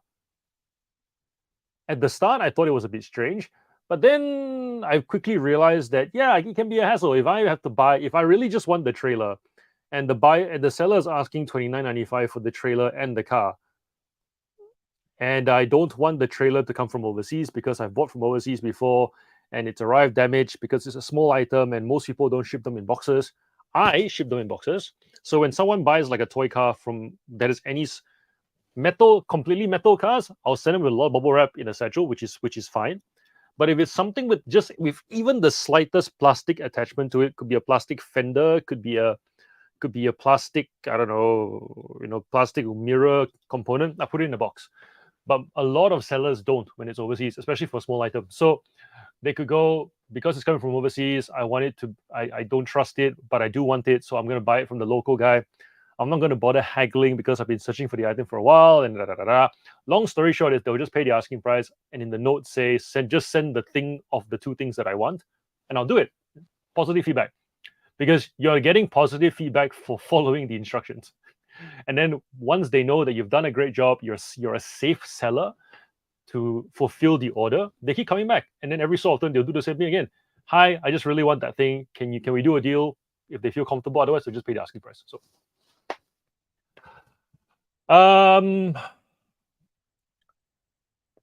Rob saying depends on the phone you use. Apple devices are protected more, as like with Mac, they are closed source. Yep. Vaya's asking Vaya. Do I pronounce it Vaya or Vaya? Via, Waya. Which one? A, B, and C. A, Waya. B, Via. C, Waya. How many photos do you have stored ready to list? Too many. I have not taken photos in 2 weeks. No, I lie. 1 week and a half. Yeah, because I've got thousands. So essentially, I take photos in batches, and I've got lots of photos. And essentially, I take photos more or less to move stuff into the wall. So in my storage, I've got in my warehouse, I've got shelves that are SKU numbers, and then I've got areas with tubs. And the way I get space back is I photograph all those tubs. Well, yeah, cool. I take photos of stuff in tubs and then just to get them into the walls. So that way I get that space back for other lots to come in. And I've got all those photos kind of ready. So then once I have the photos done, depending on what I have in stock in my stores, I may list them now, may list them later. But at least I know I've photographed them already. So then before these listing sessions, all I'm doing is I'm going through a bunch of folders that I've already been through several times and just kind of like combining a bunch of folders into one folder. And then that's the folder that I try and get through all the listings for that night, because that's stuff that I need to be listed because I'm either low in stock or not in stock. So that's kind of my process. But my priority being I need to get space back so that I can get more stuff in. So that's kind of where the bottleneck is at the moment with the storage. So yeah, I've got thousands of photos sitting in my computer.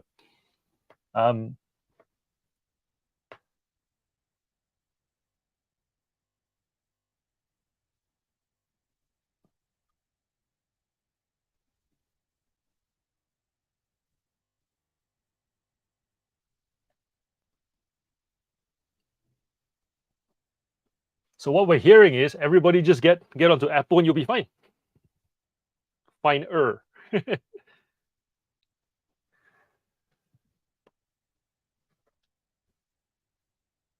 Shall we do another 30 minutes? Because that was a really fast 30 minutes. That went by a lot quicker than I thought it would. Shall we? Another 30 minutes?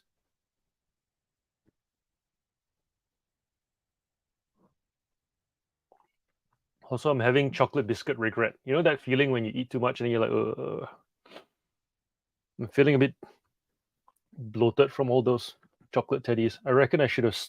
There was, I think, 5 in the pack, 6 in the pack. I feel like I should have just had 3, and that would have done it. But I finished everything that was there, and I'm regretting it. See you, Waya. We'll see you in the next one. Thanks for joining us.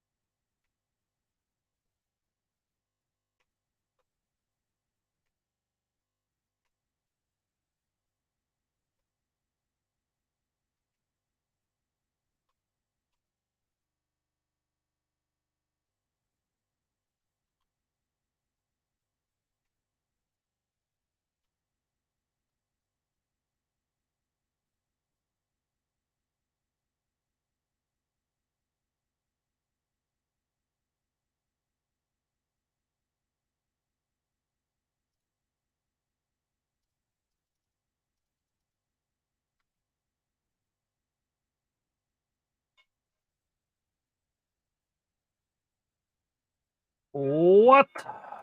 No. No freaking way. That's too quick. That's way too quick.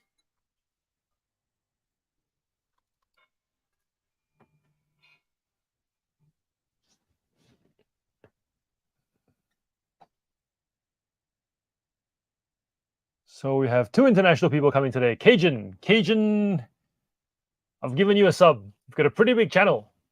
16,000 subs. Damn. I feel like all the American channels are really big. Liz went and stalked Mel. She has pizza. I want pizza. Actually, I don't even know if there's any place that opens that sells pizza at this hour of the night. I'm now curious.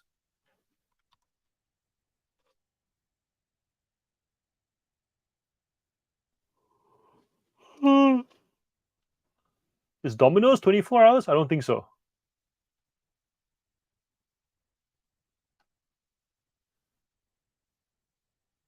Yeah, the only place you can get pizza.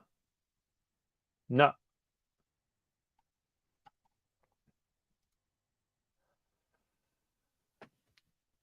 24 hours. I would love to have some pizza right now, actually. Should I go make a toasty? It's 1 o'clock. Mm.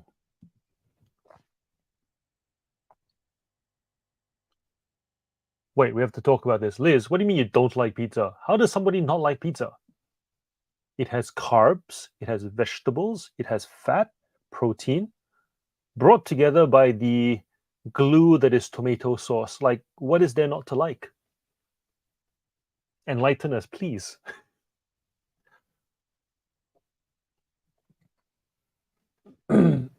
Rob, I ain't gonna lie. When I was at uni, I used to buy pizza for dinner and then keep it and then have it in the morning for breakfast as well. And if I couldn't be bothered heating it up, or if I was running late and had to cop in the car, you can't heat up pizza; it flops. So you just eat cold pizza in the car while driving to work. Absolute breakfast of champions. Jody's asking, is anyone a cyclist just listing a Spider-Man cycling top? What do you want to know? I can only offer you one word: lycra.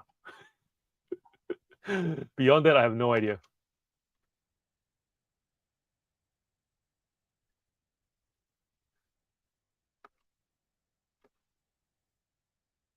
Let's just say pizza can be very oily.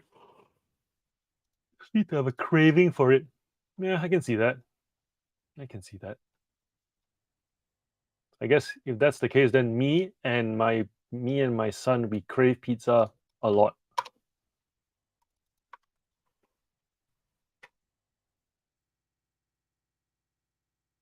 He used to be a pizza delivery driver. My bonus was pizza. Which chain did you work for, champs? I used to work for Crust, and that bonus pizza was good because Crust made good pizza. So I remember, like, you know those pizzas that you have little prawns that lie down on the pizza, and then you have pizzas where they put the prawns kind of like standing up because they're big, fat, juicy pizzas, big, fat, juicy prawns. Yeah, that was one of my favorite jobs.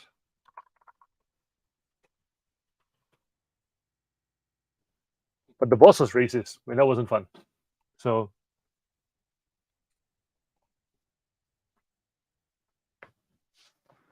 I just came across a new inbox mouse with a mouse ball and a serial cable end. Whoa, what?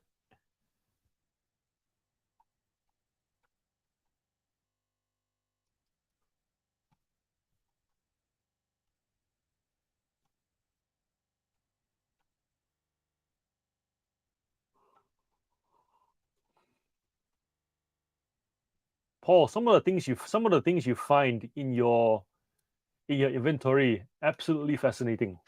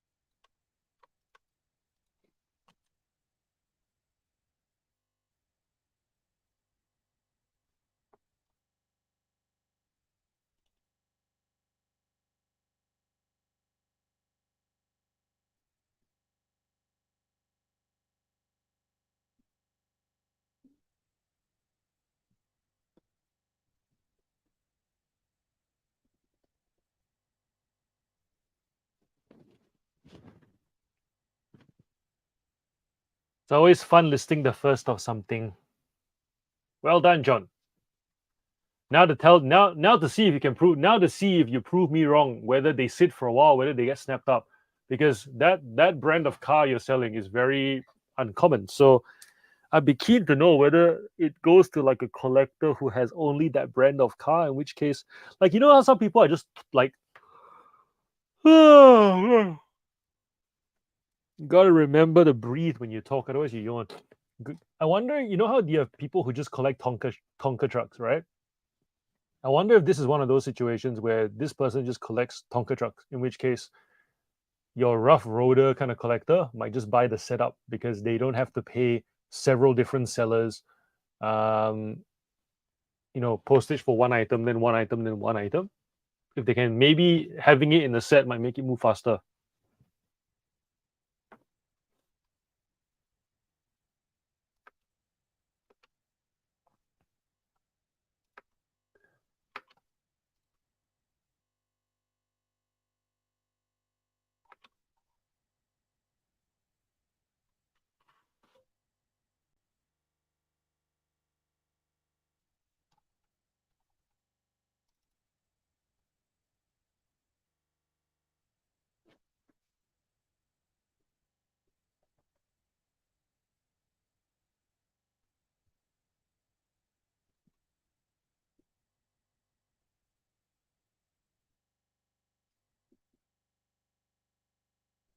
Oh, Jody, Burago is spelled with two B's. I learned that. I learned that the hard way. I put Burago with one B and it didn't sell, and I realized it was actually two B's. So the logo B actually is part of the spelling, kind of like Essex has two A's. No, Essex. No, yeah, Essex has two A's from memory. What's again? Uh, no, one A. My bad. But yeah, Burago is spelled with two B's. So it's BBURAGO.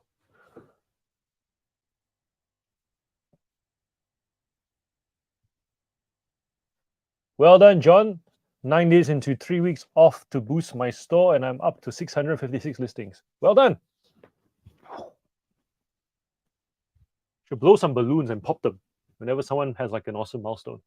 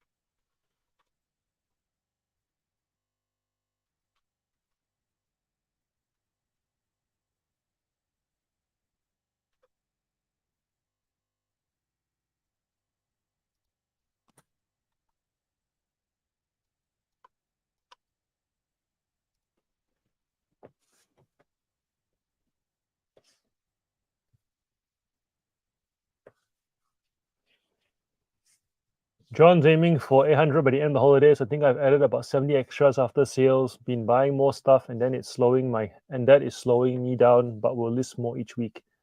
Well, you need more stuff to put in your store, right? If you want to increase your listing numbers. Champs, minimum profit margin on one item in your store. I don't have one. I'm at a point where, so my goal is to have the widest range within whatever niche I sell in, and it's very narrow. So, margin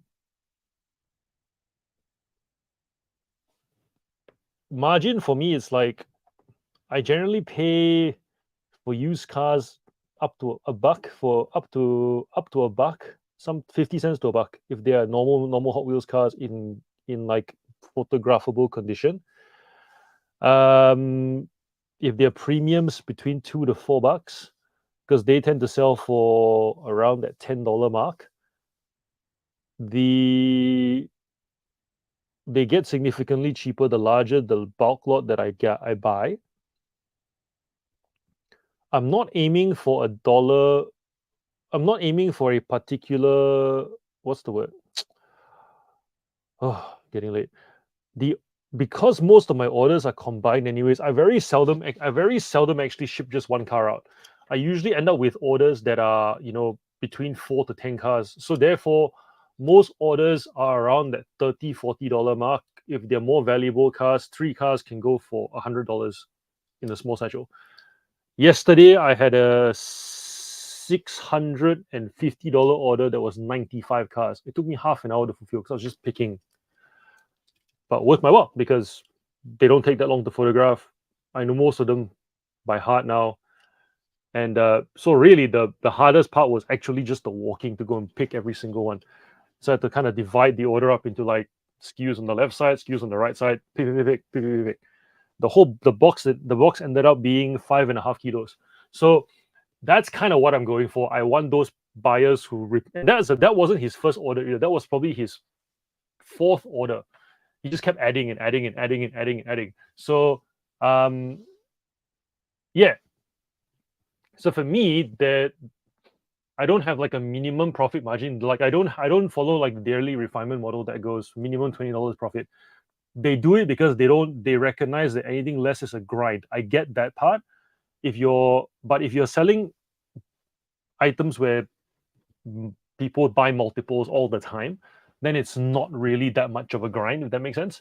Especially if they are items that you're photographing all the same way as well. So yeah, I do have toy cars that sell for $3. Not a lot of them, and most of them sit in that kind of $5 to $15 range. There are some in that $20-$30 range, and also some in that $40, $50, $60 range as well. So so you put off people with postage costs with single purchases? Yes and no.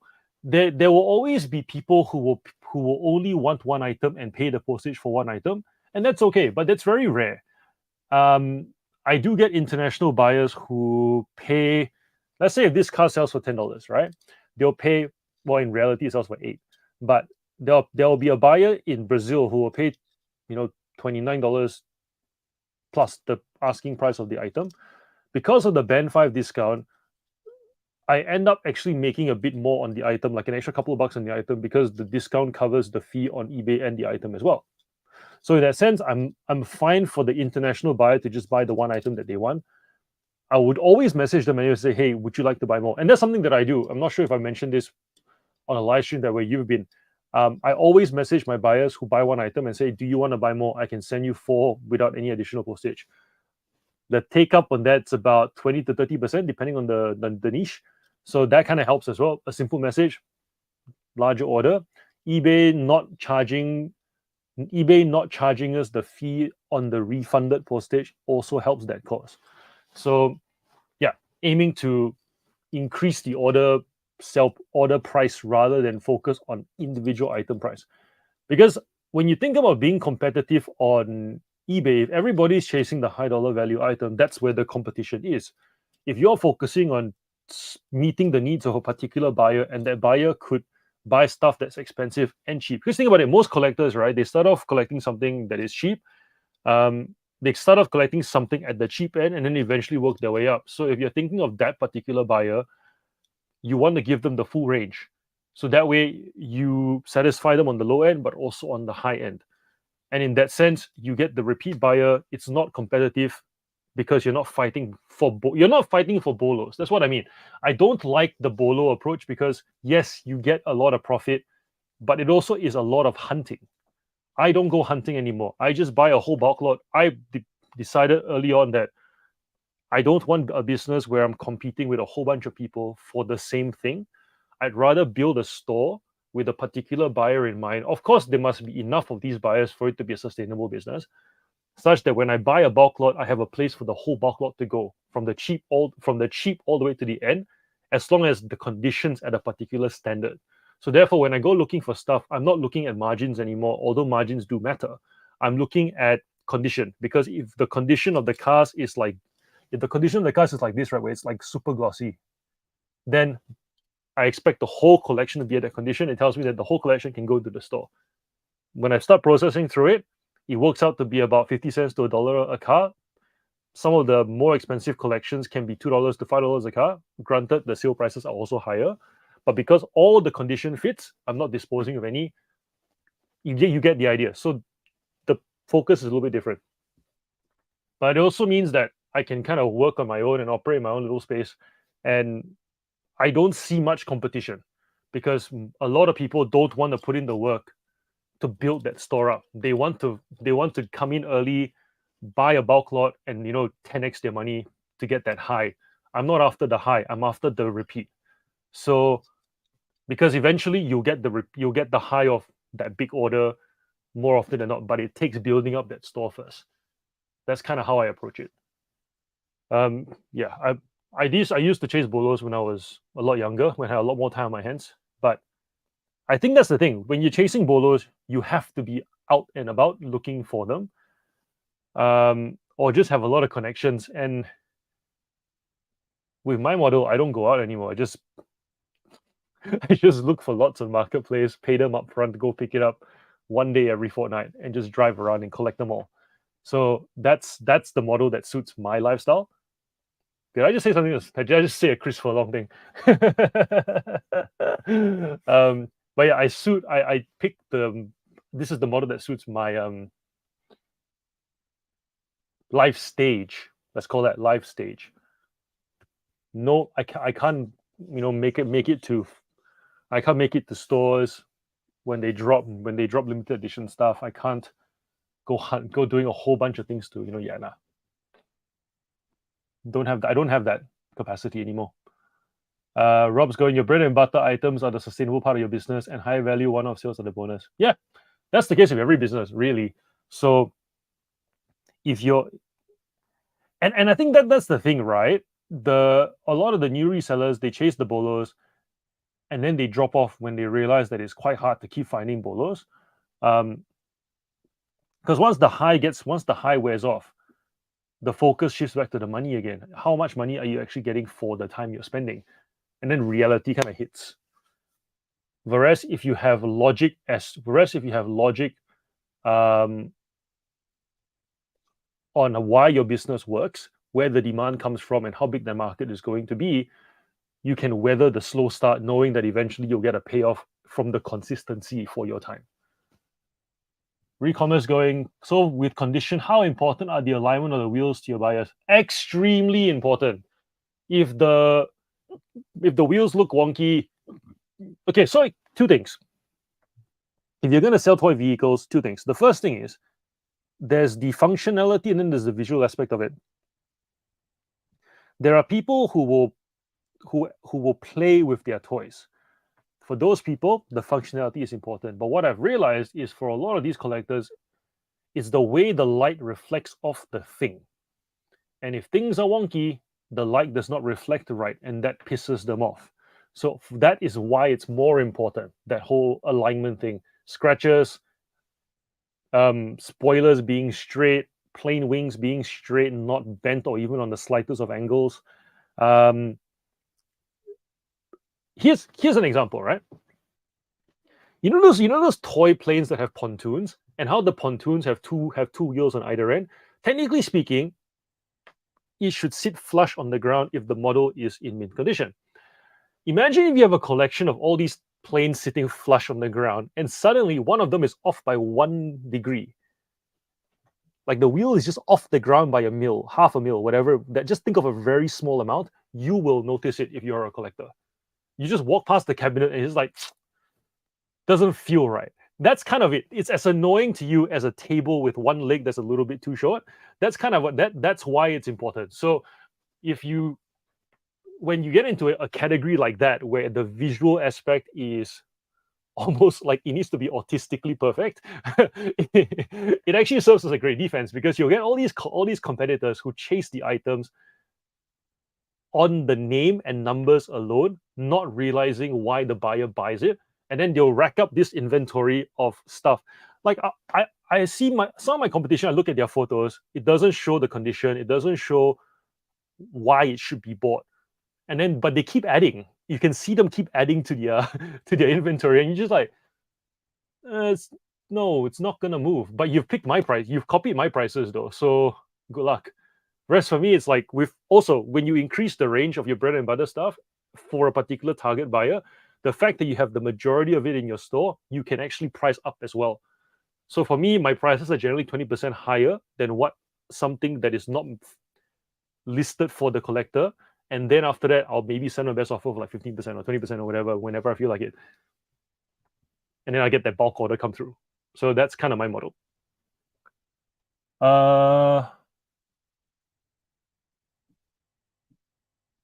Not long ago, I had a buyer purchase a few books, so I gave them the postage discount and a small discount for purchasing so many in hopes to keep them as a customer. Good move. As far as I know, they haven't returned. But they could.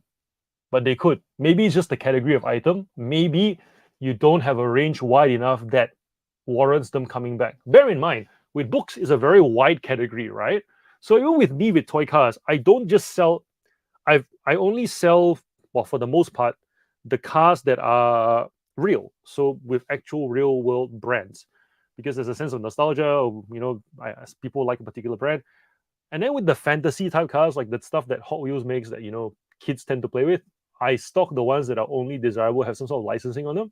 So if you've limited your range, but you have the widest of that range, then you'll find that buyers will come back if there's a hook, I suppose, in the inventory itself. But I guess if you're just selling anything within a wide category, it's quite hard to expect buyers to come back.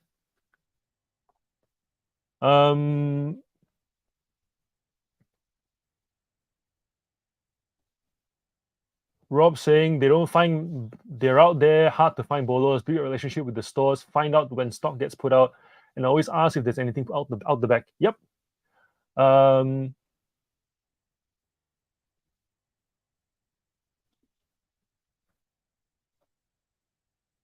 Rob's on media band 5, lots of untracked. You get there eventually. Remember to scan your QR code when buying supplies. Yep. When buying supplies in store, that's what I realized with when Matilda and I were working through when you get your discounts, Ross. So if you're buying your satchels and mailers and stuff in store, you'll build up your spend and your band will go up. Chams, even though you're surrounded with resellers, so many in Adelaide, hard to find stock anyways. I think yes and no. I mean, I'm in Melbourne. It's pretty dense in metropolitan Melbourne too. But if you're not relying on the thrift and you're able to get some stuff off the various marketplaces, refreshing quickly, offer to pay up front, go pick it up within the same day, you'll find that you'll get a lot more lots than the others. And especially, right, if you're picking off lots really quickly, what you'll find is that those other resellers will start to look elsewhere as well. And your behavior could easily change the behavior of others. That's all I'm saying. If you're feeling like I don't want to do this because I feel like I can't get ahead, once you get ahead, other people will feel that way as well. That's just how the nature of competition works. If someone comes to the market every single day and they're used to seeing letters, and one day they come back, they don't see letters, they come back and don't see letters, and then they realize someone is coming half an hour earlier and they just can't be bothered, they'll go elsewhere. So figure out how you can get your edge rather than just go, this is what it's going to be because I'm surrounded by competition. The fact is, it's only going to get more competitive. The question comes down to what can you do to make yourself stand out.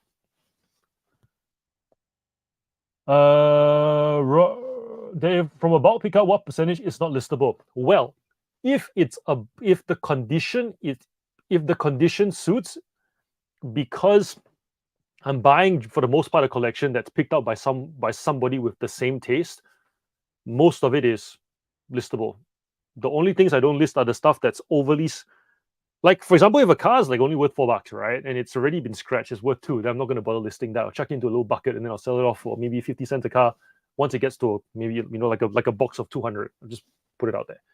$100, take a best off of 80 on marketplace. But sometimes I'll end up with a lot that's been handed down generation by generation by generation.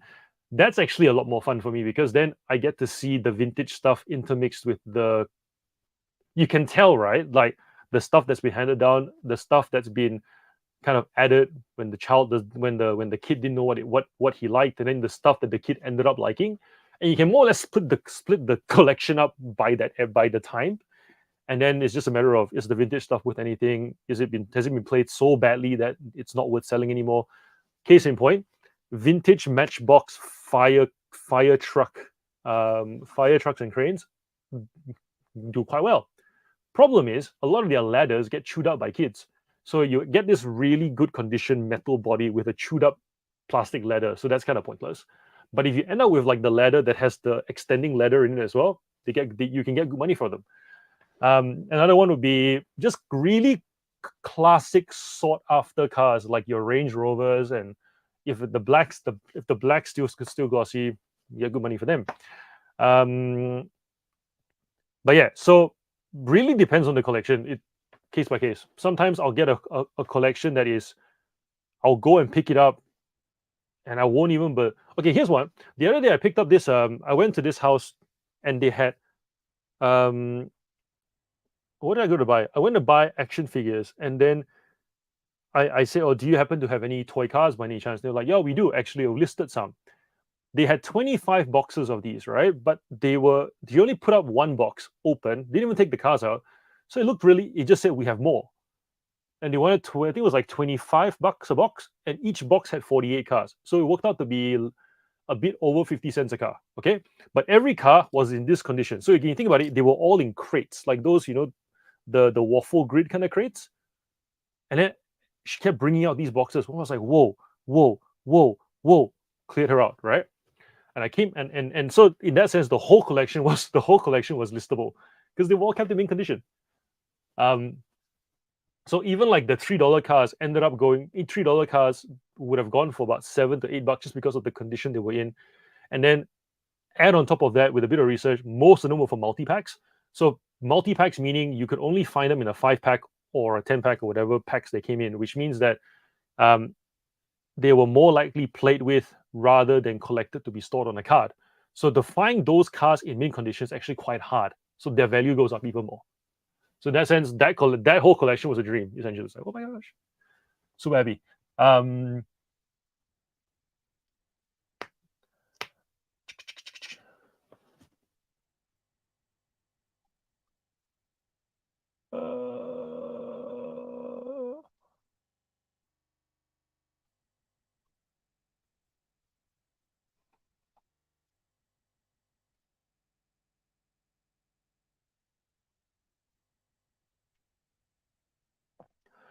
My father's a kitchen painter, and I can pick out many issues with paint jobs, especially kitchens, that most cannot. Will drive me nuts knowing it's there. When I used to be a mortgage broker, during the final inspections for new builds, I would tell all my clients to bring a pencil and just put the pencil on various places and see if it rolled. And then they would be surprised where it rolled. They'd be like, whoa, this should not be rolling. Things like bathroom, like the floating vanities, kitchen bench tops. Yeah. And then there was once we went to an apartment, and this girl's one, they did a pretty good job. So there were not that many defects. And she was fuming, and she was just like, it's meant to be new. The whole point of buying new is that you're not meant to see any defects. Yeah. And I said to her, before you complain, it's not going to be perfect. Let's just go and see what the other apartments are like. And obviously on final inspection day, there was like a period of time, this thing is like a week. So all the apartments were more or less open. So we just wandered into some of the other ones. And there was one we went to, my gosh, it was like post-it notes everywhere. It looked like a murder scene. This person actually went, paint not even, this, and then she walked off going, yeah, mine's actually not bad. There was one where we walked in, and the the where the tiles drop off into the shower area, and it wasn't even, and it felt like you actually felt pain walking across it. You're like, what the heck? How are you gonna fix that? Small tangent. Lachlan, welcome. Yes, I have seen your comments. Whereabouts in Australia are you? Or the States? We've had 2 Americans already today. You could be a third.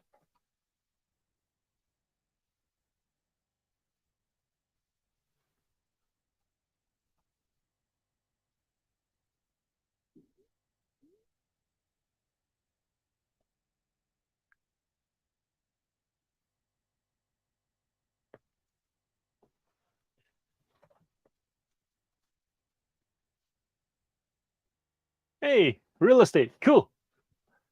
And now we're talking about bubble mailers.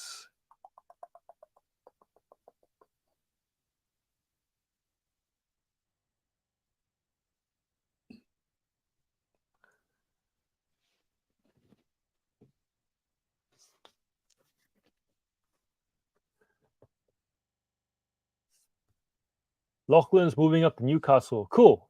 Where Newcastle. Scott Garvin's in Newcastle, so you'll see him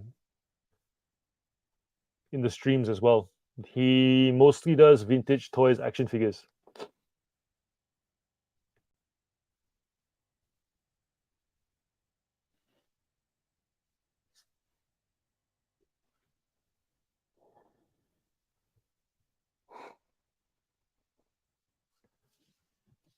I'll find the link for the spend. Hold up.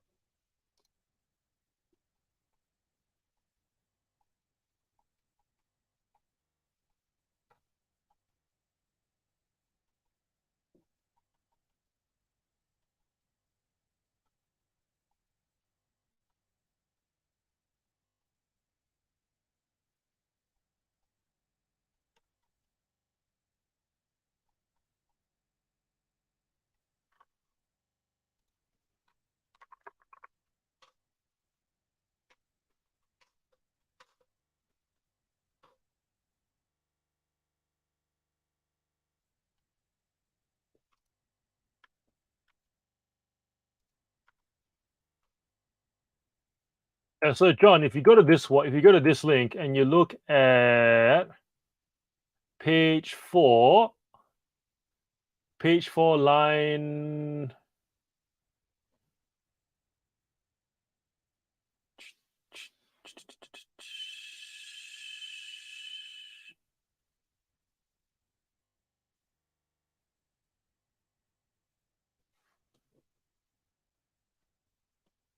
1, 2, 3, 4, 5, 6, 7, 8, 7, line 7.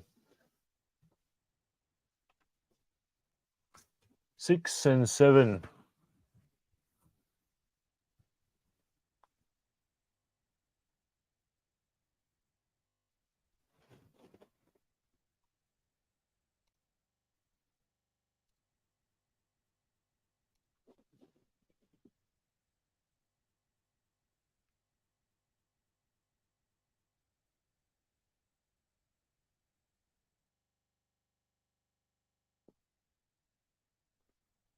And so band discount used to be based on the number of parcels you sent. Then they changed it to based on your spend, but then they included the purchase of materials in that spend as well. So essentially, you can move up the band by buying stationery, but not send that many parcels tracked. So the ones you did get tracked, you still get the band 5 discount if your stationery spend qualified for it.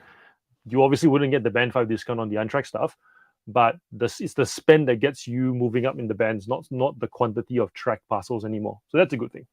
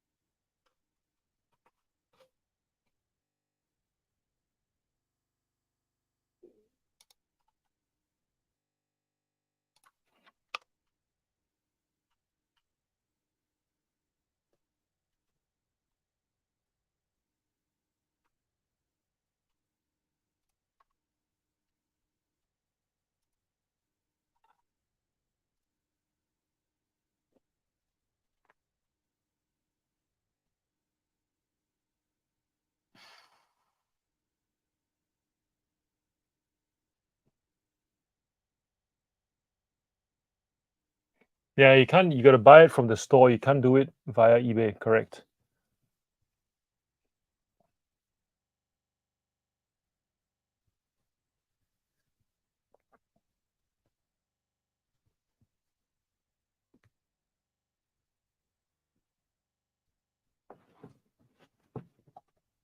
Well done, Jody.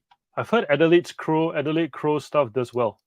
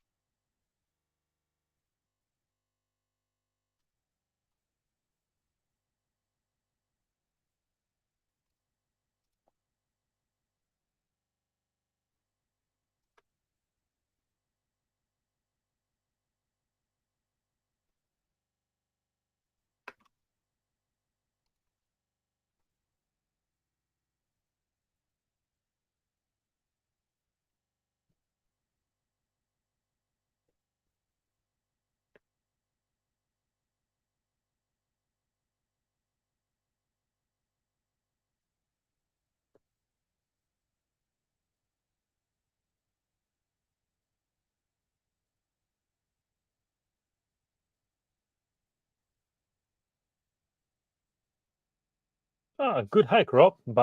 Getting the 10% off, 10-15% off gift cards to buy stamps at Officeworks.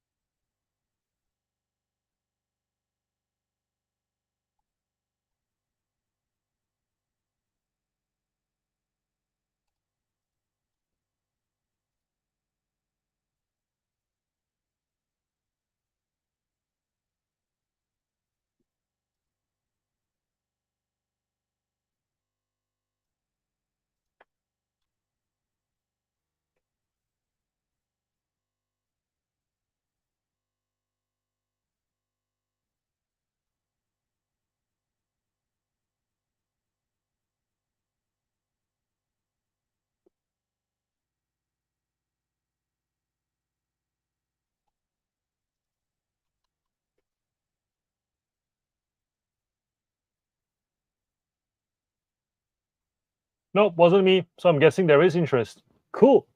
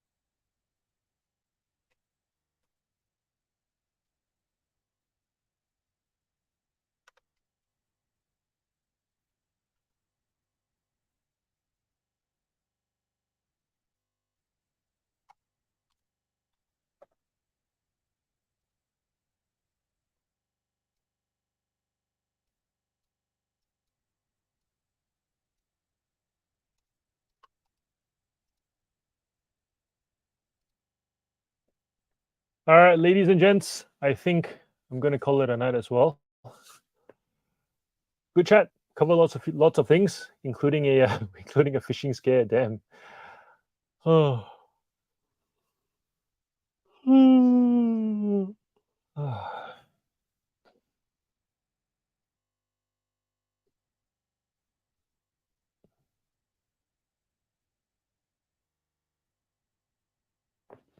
Feel free to keep chatting. I'm going to end the stream.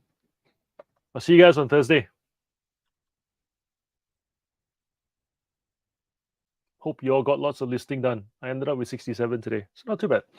Had some researching to do, so went a little bit slower.